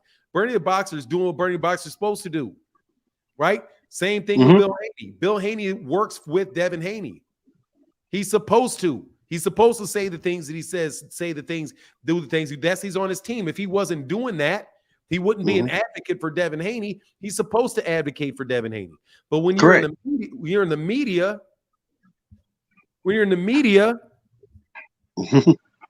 that's a different thing. And D1, dog, look, I'm not going to get into the details of it, but that's not what that man said. The man didn't say somebody switched up because who they were picking to win a fight. They were switched. The switch up was, whose fault is it for the fight not happening? It can't be, it's not your fault one day and all of a sudden a guy that you're blaming no longer has any culpability in it. Those are different issues. But again, like I said, for me, that's why I tell people, keep issues straight. Don't confuse and mix issues. If I say that I think Errol Spence Jr., Terence Crawford is the one holding up the fight, because I said that. I think he's holding up the fight. I think he's the reason. And if I tomorrow get a job with Terence, I get a job with Errol Spence, and no, like say I think Errol's holding up the fight, and then all of a sudden I get a job with Errol Spence, and then all of a sudden I start blaming it on Terence, and I don't tell you that I have a job with Errol Spence. I'm just telling you I'm saying this as a fan. That's just not being honest. Right. Period. But anyway, like I said, though, I'm not in the middle of that. I don't listen to the channel. Only time I ever hear anything is when somebody brings it to me. So if you bring it to me, I'll talk about it a little bit. But dude, it doesn't make him a bad person. You know what I mean? It doesn't mean he's a horrible person. He's not somebody that can't say anything intelligent that you can't get any value out of. You know what I mean? I just say don't take it that far. Once you know somebody works for somebody, you know they work for somebody, and you just got to kind of take it as it is. Like he works for somebody. Oh, you work for him. Okay, so I know now that Bill Haney works for him. Like Jay Iceland. Jay Iceland, shout out to Jay Iceland. Jay Iceland works with Errol Spence. He's not supposed to say anything about Errol Spence, bad about Errol Spence. He's only supposed to say things that are helping him. That's his job. Yeah. And I don't it's transparent that way. But the problem is, and I've been saying this about YouTube channels, not one in particular person. If you are a YouTube channel and I'm sitting here talking to you as a fan, dude, you're a fan. Be a fan. Don't say, oh man, I'm saying all this stuff because this is what I really think, but you're not telling somebody that, oh yeah, I get $5,000 a month. I get $5,000 a month, or I get whatever amount of money. I get $10,000 a month to say what I'm saying, because that is an advertisement. And then be tricky with it. Don't be tricky with it. But it is what it is. Like I said, and I don't personally, you can't say anything about me or hate on me. I'm a boxing fan. And the only thing that I ask for is people support in the Cash App so I can pay for the lights in my time to facilitate this conversation. And that's it. Correct. Hey, but I got to move on because I got two guys behind you. All right, peace, man. Thank you, man. All right, bro. Thank you, Corbin. Appreciate you, man. Oh, appreciate sorry. I cut off too quick. Thank you, bro. No, appreciate you too, man. All right, man. One.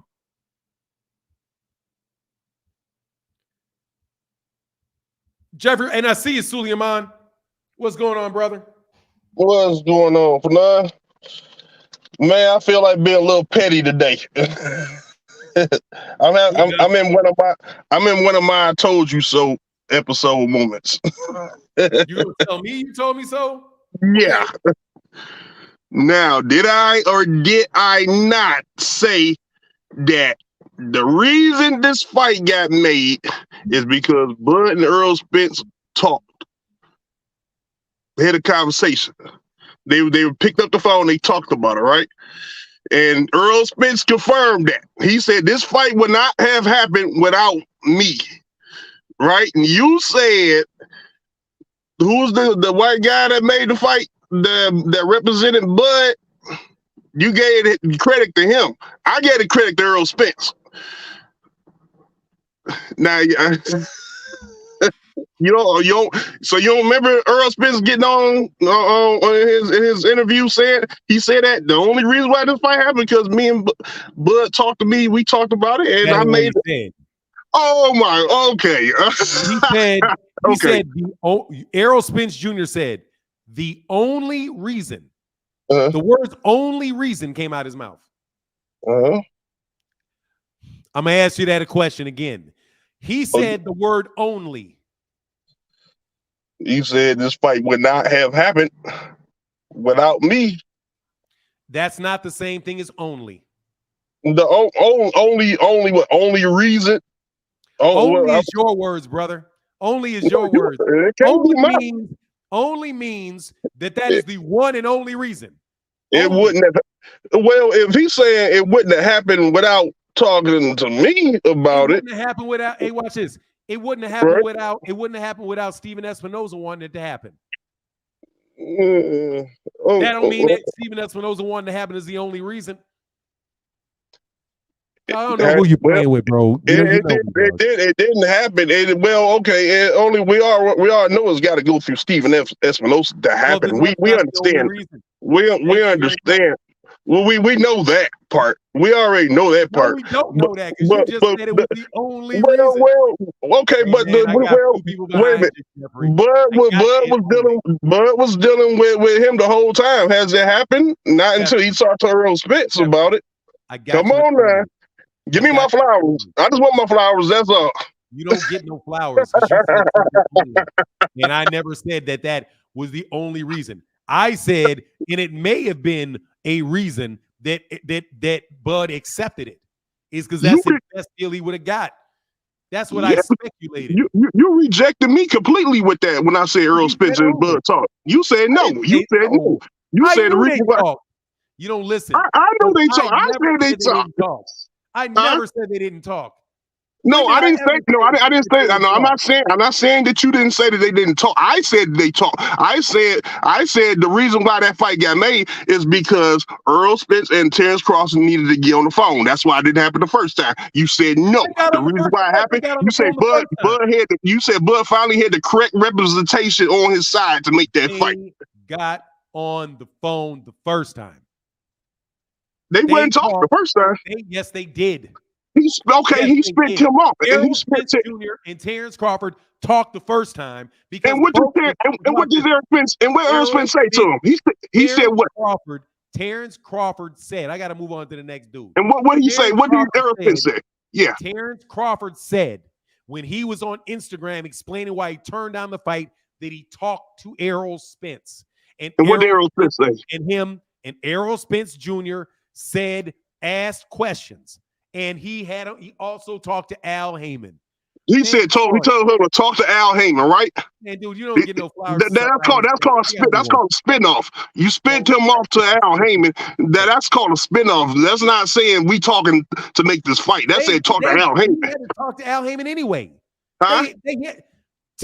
Terence Crawford hired somebody to negotiate the fight, man. Okay. So obviously, there was a spinoff. There wasn't obviously there was a spinoff. Because he didn't write the contract himself. Man, come on. I got to get to the next dude, bro. Okay. All right. You ain't gonna admit anything. So we just had a great. Let me ask you a question, man.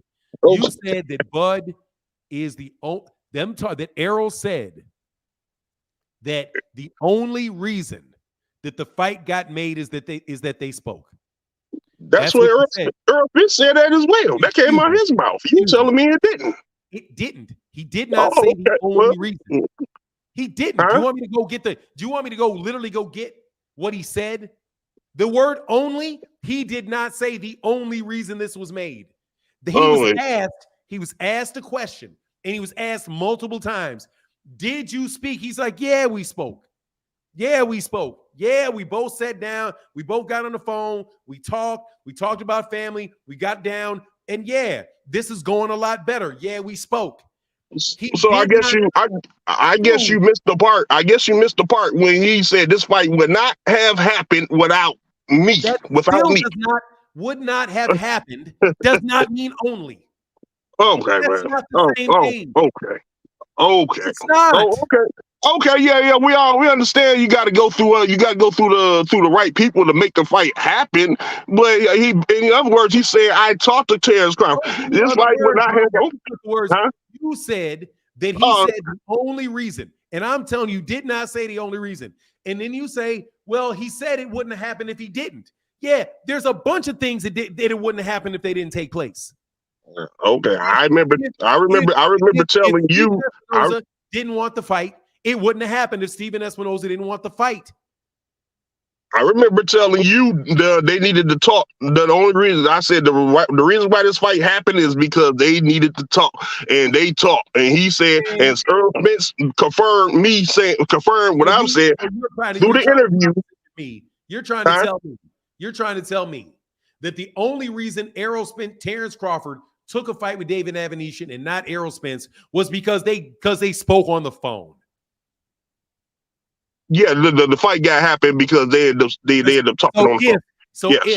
So if they would have spoke on the phone and just spoke on the phone, then he wouldn't have fought David Avanesyan. More than likely. a highly possibility, I believe, because I said that was the problem the first time. I said they not talking. Run into a problem. Then you run into a problem. Then you run into a problem because they did speak the first time. They got on the phone, and he spent them off. He spent them off to Al Heyman. You don't remember? You even said that. He told him to talk to Al Heyman about. That's not saying that he's talking. They talking about the fight. He sent him off to Al Heyman this time. They sent him to Al Heyman the second time. But they talked about an hour. You know, he told him basically the right words to say. An hour. They said they talked about an hour. Most of the conversation was about family or whatever. They said, okay, no, I want to make the fight. Let's make the fight happen. Okay, cool. No, they went and they had their management negotiate the deal. Do you realize that they spoke? Listen, do you realize that after they spoke, which was in like around January, that's what they said they fought. They spoke in January. Do you realize they negotiated until June? From January to June, they were still negotiating for 5 months. You're acting like the entire so you said they was in negotiation well before the Ugas fight. Then that's what you saying, then. What are you talking about? Because you said from January, man, Ugas fight. I gotta go. Hey, I like you, bro. Seriously, I do. The Ugas fight was in April, so how was they negotiating that already? Bud Crawford said this time. Oh, this time. Okay, after the Nietzsche fight. Okay. I gotta move on, bro, because you just pulling. I understand you gotta move on. Go ahead. I mean, I said what I said. You kind of switching the words around now. Okay, go ahead. I'm not twisting anything around.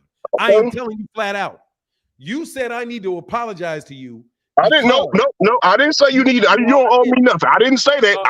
Now you putting words in my mouth. You don't owe me no apologies. I'm just sitting here. I'm saying I told you so episode. That's all I'm saying. You don't owe me. You don't have to say sorry to me. No. Okay, great. So you're telling me I told you so. You told me something that I disagreed with, and the thing that I disagreed with was that Errol Spence Jr. said that the only reason that this fight took place was because Bud and I talked.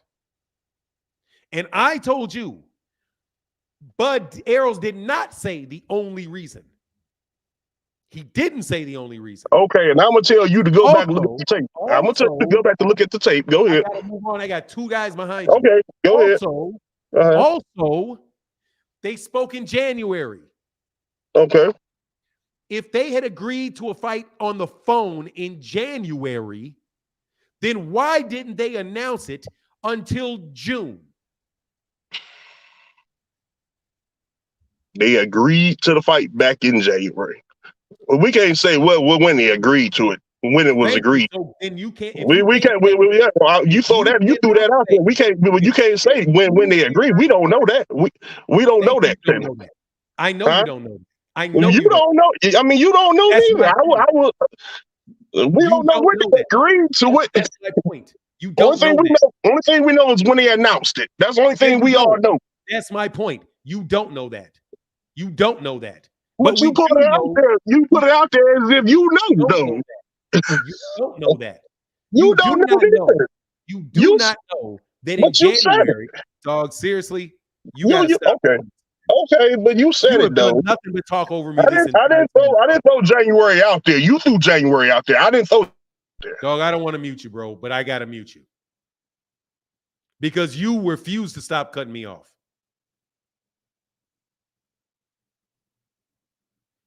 You said you have an I told you so because you told me that the only reason that the fight took place is because they spoke. And Errol Spence Jr. confirmed that. That is not true. Errol Spence Jr. did not say the only reason. He didn't say that. So he didn't confirm what you said he confirmed. Second of all, they obviously did not agree to it in January because the fight didn't get announced until June. That's 6 months. They said that they were in negotiation multiple times. My team is talking to his team, which is the exact same thing they did the first time. They spoke. They said that they wanted to fight. Their team started talking. Errol and Terence spoke the first time. So there is no I told you so. Because there is no Errol confirmed what I said, that was the only reason. Nor do you know that the people that actually did the negotiation didn't have something to do with it as well.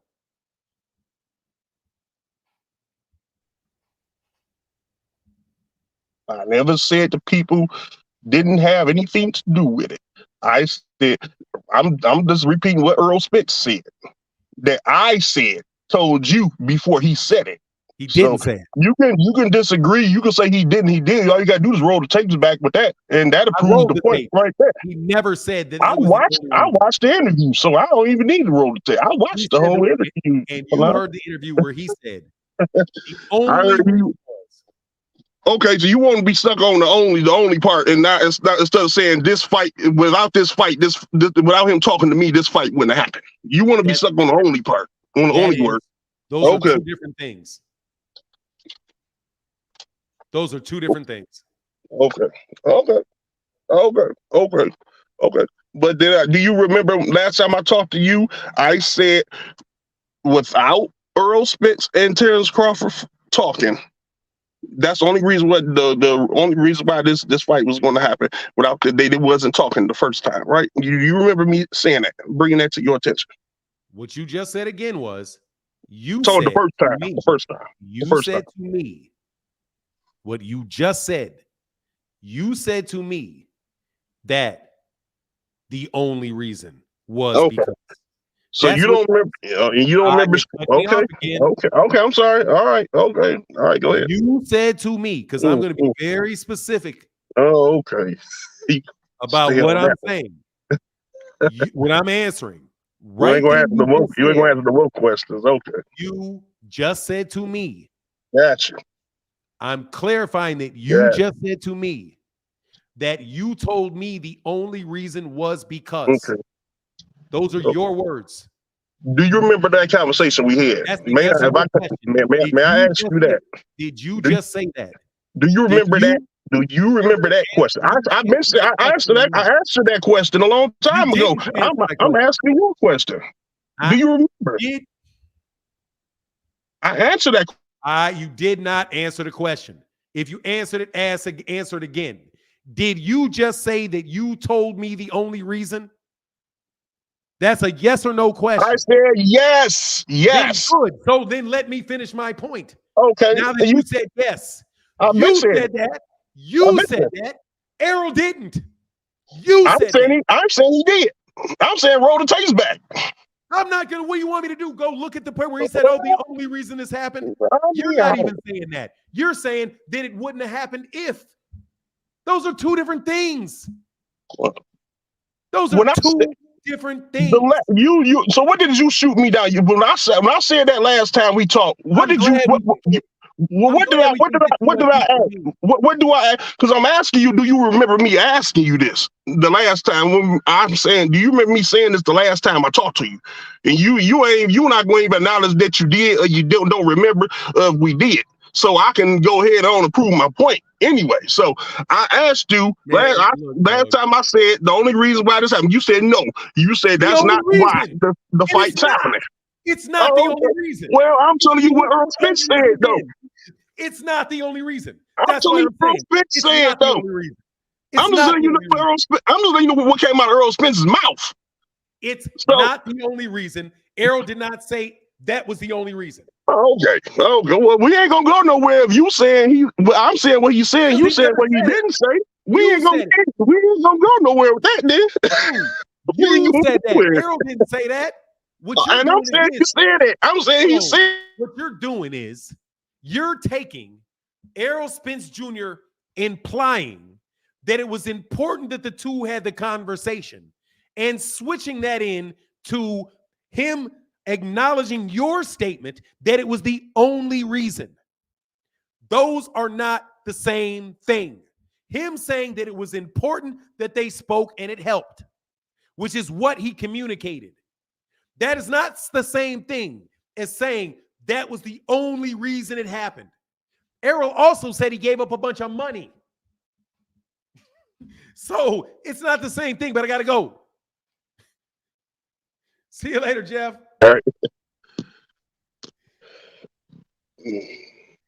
Hell no, I'm not giving that up. Not a chance. Those are two different things. Saying it isn't a reason for it. And it's the only, I don't know, maybe something's wrong with me. I don't think something's wrong with me. What's going on, Mr. Suleiman? What's happening, man? Yeah, good morning. Good morning. Very good professional boxing podcast and show and talk.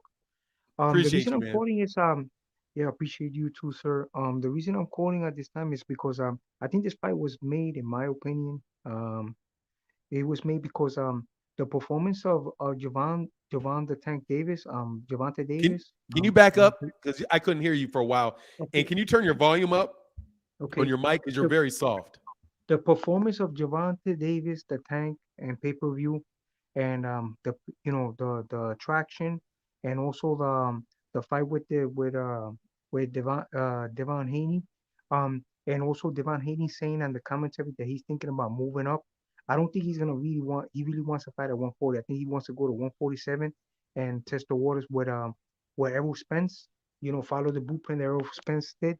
So after that, after he made the announcement that he's thinking about moving up, right away the fight was made with Terence Crawford and Errol Spence because it was Spence hadn't fought in a while, and he could take off a fighter like Devin Haney and fight him, undisputed lightweight, move up like a Roberto Duran, and contest for the unified titles at 147, and that fight will make a lot of money because he took a step aside fight with Devin Evan Eason, which is a not bad opponent, but I think that's the reason that this guy was quick to make the fight now, Terence Crawford, because he knows that patience is running thin on Errol Spence, and Errol Spence has a lot of opportunities to fight upper opponents like Teo Lopez. Teo Lopez wants to get more accolades. He could make that fight happen. Okay, he might not be as big as Errol, but he has a lot of skill, boxing skill and assets that he could bring into the game. And this fight could generate a lot of money too. So these guys are all salivating to get the accolades that Errol Spence has and get the opportunity to be in the ring with a guy like that. So I think this is the biggest reason. The biggest reason, in my opinion. I'm not saying that they said that, like this gentleman said, but in my opinion, the biggest reason this fight was made is because we have young talent in the lower divisions salivating for the accolades, for the credibility that Mr. Errol Spence brings to the table, and they want to be in there. They want to perform against the greatest pound for pound, which in my opinion is him. And these other men want to move up the ladder in the pound for pound ratings. And listen, I know you're very busy.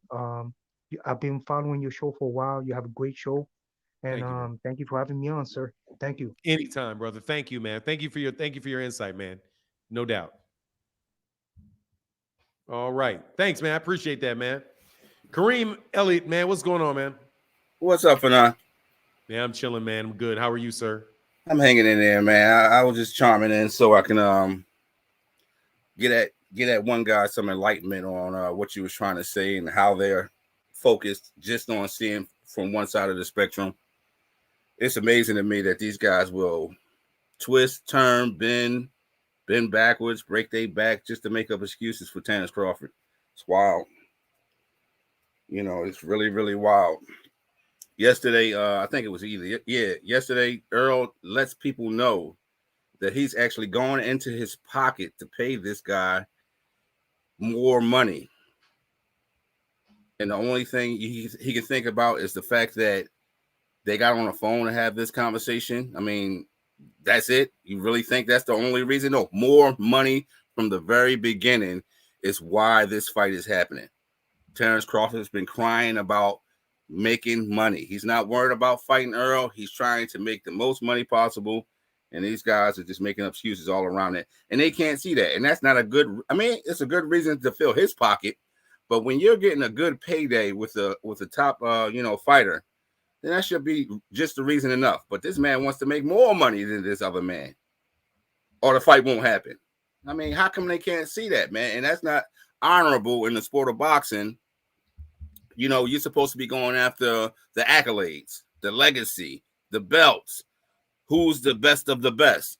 No, this guy's actually out there trying to make more money. Errol had to convince this guy by going into his pocket, giving him more money just to get these belts from him. It's despicable. Hey, man, Jeffrey Brooks missed that part. Yeah, he's probably around somewhere. He's still probably listening. It's despicable. Y'all guy is despicable for acting this way. He should have been trying to fight this guy with all his heart, not talking about he's the higher percentage. He should get paid more. You got eyes. We got eyes. We all can see. If you should get paid more and you believe that you should get paid more, you're delusional and you're lying to yourself, because the whole boxing world and all the boxing fans see who's the better talent, who's the better perspective, who has the better resume. I mean, if you honestly believe, coming from 135, 140, that you're actually better than Errol Spence in a 147 division, then you should have been able to go and collect all those belts. It shouldn't have been Errol collecting all those belts. It should have been you collecting all those belts. But you sat here and you fight old, washed up dudes, guys that have been knocked out multiple times, guys with broken legs, guys with broken eyes, and then you got the nerve to say that you're fighting the better opponents. This is ridiculous. How come they can't see that? This is what he's been doing since he's been at 147. And Errol's been fighting on taking the belts from the champion. Isn't taking the belts from the champion a more important thing? Sean Porter didn't have a belt. Kell Brook didn't have a belt. You could have went on and fought somebody else, but you fought just like what Bob Arum was doing, what Bob Arum and Top Rank was doing to you, matchmaking you to make you look good. That's ridiculous. If that's the way you see it and you can't see it no other way, that's ridiculous. You've been match made all this time. There's no reason you in the ring with Kell Brook. You should have fought a tougher fight. You should have been trying to grab up Boots and beat on him since you're so tough. But you fighting Kell Brook. You should fighting Amir Khan. Hell, I'll take Chris Algieri over Amir Khan. God damn. It's a good point. What was it? Chris Harden? Chris Van Heerden. Chris Van Heerden? God damn, somebody like that. But you sitting here fighting Amir Khan and goddamn broken leg Benavidez. And then you're going to try to say that these guys are good when you fought them, and then downplay Danny Garcia's accomplishment at 154 over Benavidez? How did that work? He looked like he was mobile in the fight with Danny Garcia. So how that work? Oh, man, that guy is something else. And I like boxing. I like Crawford when he's fighting somebody else. You put him in there against somebody I think that they're going to beat him, I'm not going to like him. I'm going to like the guy I think is going to beat him. So when it comes to Errol Spence, I'm behind Errol with that, because I see his body of work and his accomplishments at 147. Who else could have went out there and took all those belts? We saw Keith Thurman and Sean fight. We saw Danny Garcia and Sean fight. These guys struggled to, beat on each other, coming to like split decisions and all types of stuff. But Earl's been going out there and putting their ass whooping on all these guys, and we know what he said about Keith, but he's been putting their ass whooping on all these guys and taking what they had. And you're getting credit for fighting the same guys and making it seem like they were better. You gotta be kidding me, man. And then he looks into the camera and says this stuff. It's wild. That's the reason why it's not real. That's the reason why he gets those replies from Errol. That's the reason why Errol replies the way he does, because he's like, look who you fought. Look when you fought him. Are you kidding me? He's serious about it. He understands it. He sees what's going on, and he sees that this guy's over here basically bullshitting. I was watching the interview, maybe yesterday's interview, and around the hour and 3 minute mark, when he's talking, you can hear that he's sucking in air. Like it's almost coming off like he has an affliction or he's very nervous on stage. So if you can go back and check that out and tell me what you think about it, or address it later on. But because when he speaks his sentence in the break, he's sucking in air. So it led me to believe like either he's scared or he has some nervous issues going on being in front of people, or he has an affliction, like a breathing affliction or a lung affliction or something. So that was interesting to me to see him actually huffing up there on that stage. It didn't seem right.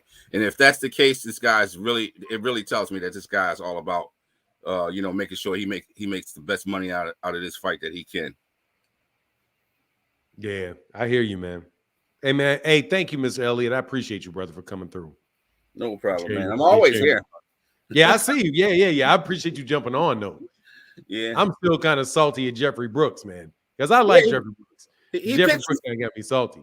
He pitched you through all that. Majority of the times I see him show up, he's pitching you through all that, and it's starting to seem like it's purposely, like he knows what he's doing. And at some point in times, he does say that he's like trolling, or he wants to be the bad guy, or he's trying to show off or something.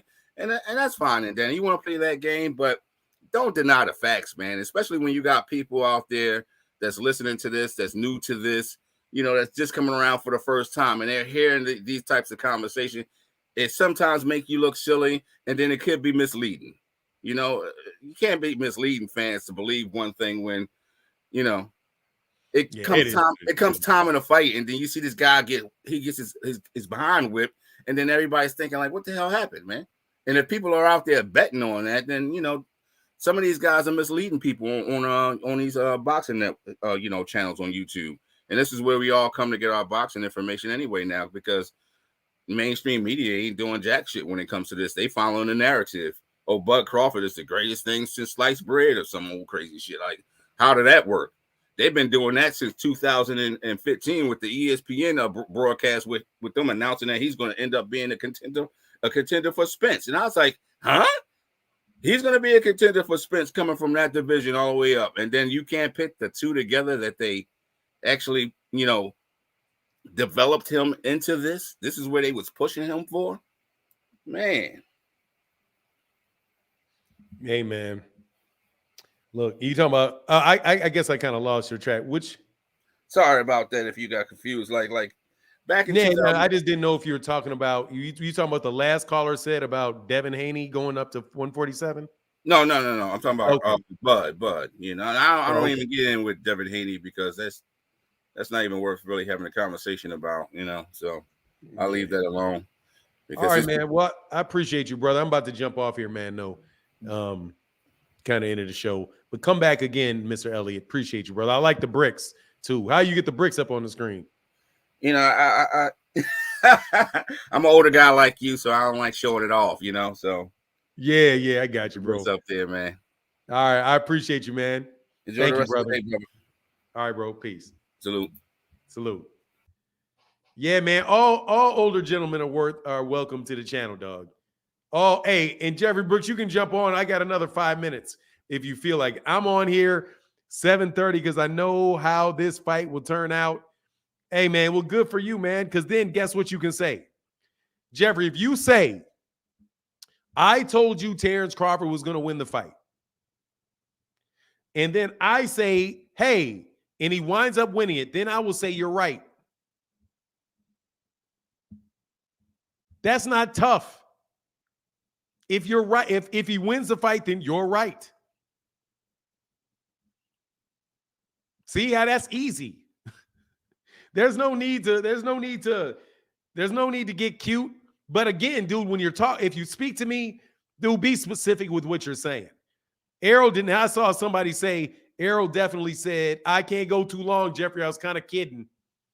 I was kind of kidding. I know. I want you in the show thinking that it's hard feelings, man. This is all sports talk. You know, that's all it is. I'd like to say it's good. It's good to have. It's really having disagreements can be a good thing as well. You know, it don't. I mean, hey, I heard one thing, you heard another thing. Okay, you know, I mean, that's not gonna go nowhere. You know what I'm saying? Only thing we'd be going playing tug of war back and forth. Okay, but you know, hey, I still support your channel. I'm not leaving off mad. Oh, hell with that's good. I'm glad. That's important, man. But I'll tell you before I got on, I said I feel like being petty today. It is it is really petty. It is petty, but it's just sudden. I just feel like I just feel like pointing this out because when I heard Earl Spence say that, I say, wait a minute, that's not what Fanon said. Because I said the same thing to Fanon, and that's not what Fanon said. So that's why I said, let me go on his channel and just irritate him just a little bit. That's it. Nothing to get caught in the feelings about, nothing like that. Plus, I like messing with all the other little Spence trolls on your live too, man. I like stirring the pot up with them a little bit, you know. There you go. All right, Jeffrey. Appreciate you, man. Thank you. I gotta be the villain. Somebody gotta be the villain. But all right, bro. All right. Appreciate All you, right, man. peace. Talk to you later. All right, man. Talk to you later. All right.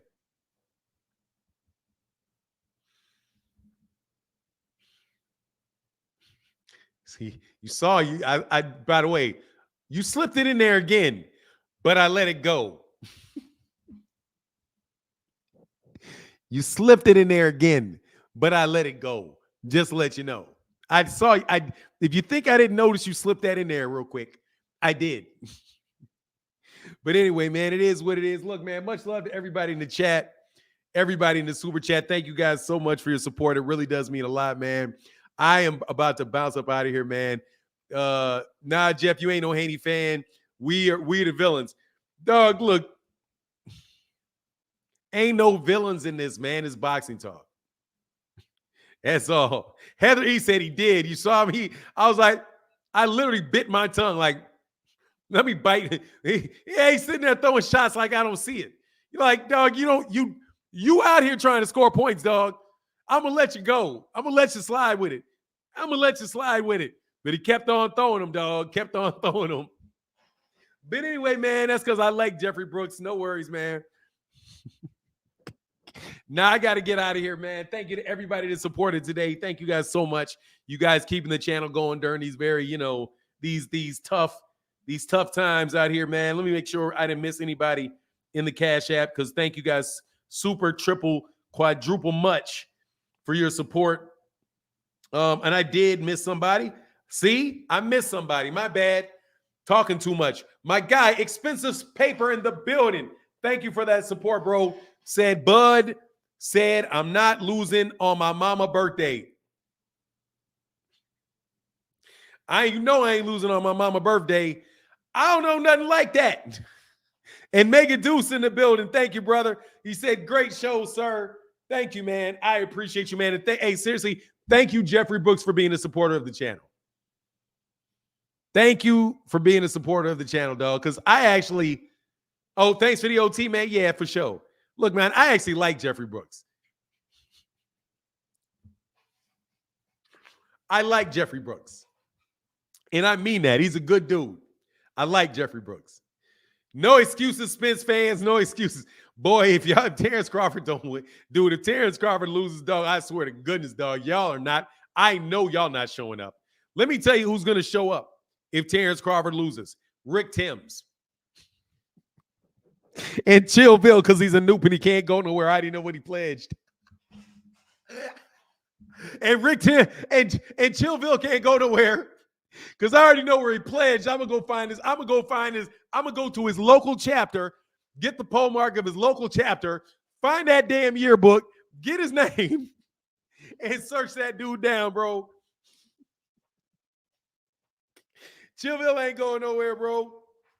Hey, Jeffrey's day, man. Hey, dog, you ain't getting no I told you so. If you're gonna get it, if it's an I told you so, it'd be better be something you said. Exactly. So mama can't take that ass, and mama can't take that ass with a man. Let me tell you, Errol Spence Jr. will whoop you right in front of your mama. You know what I'm saying? Will whoop you right in front of your mama. Ain't got no okay, leave her home.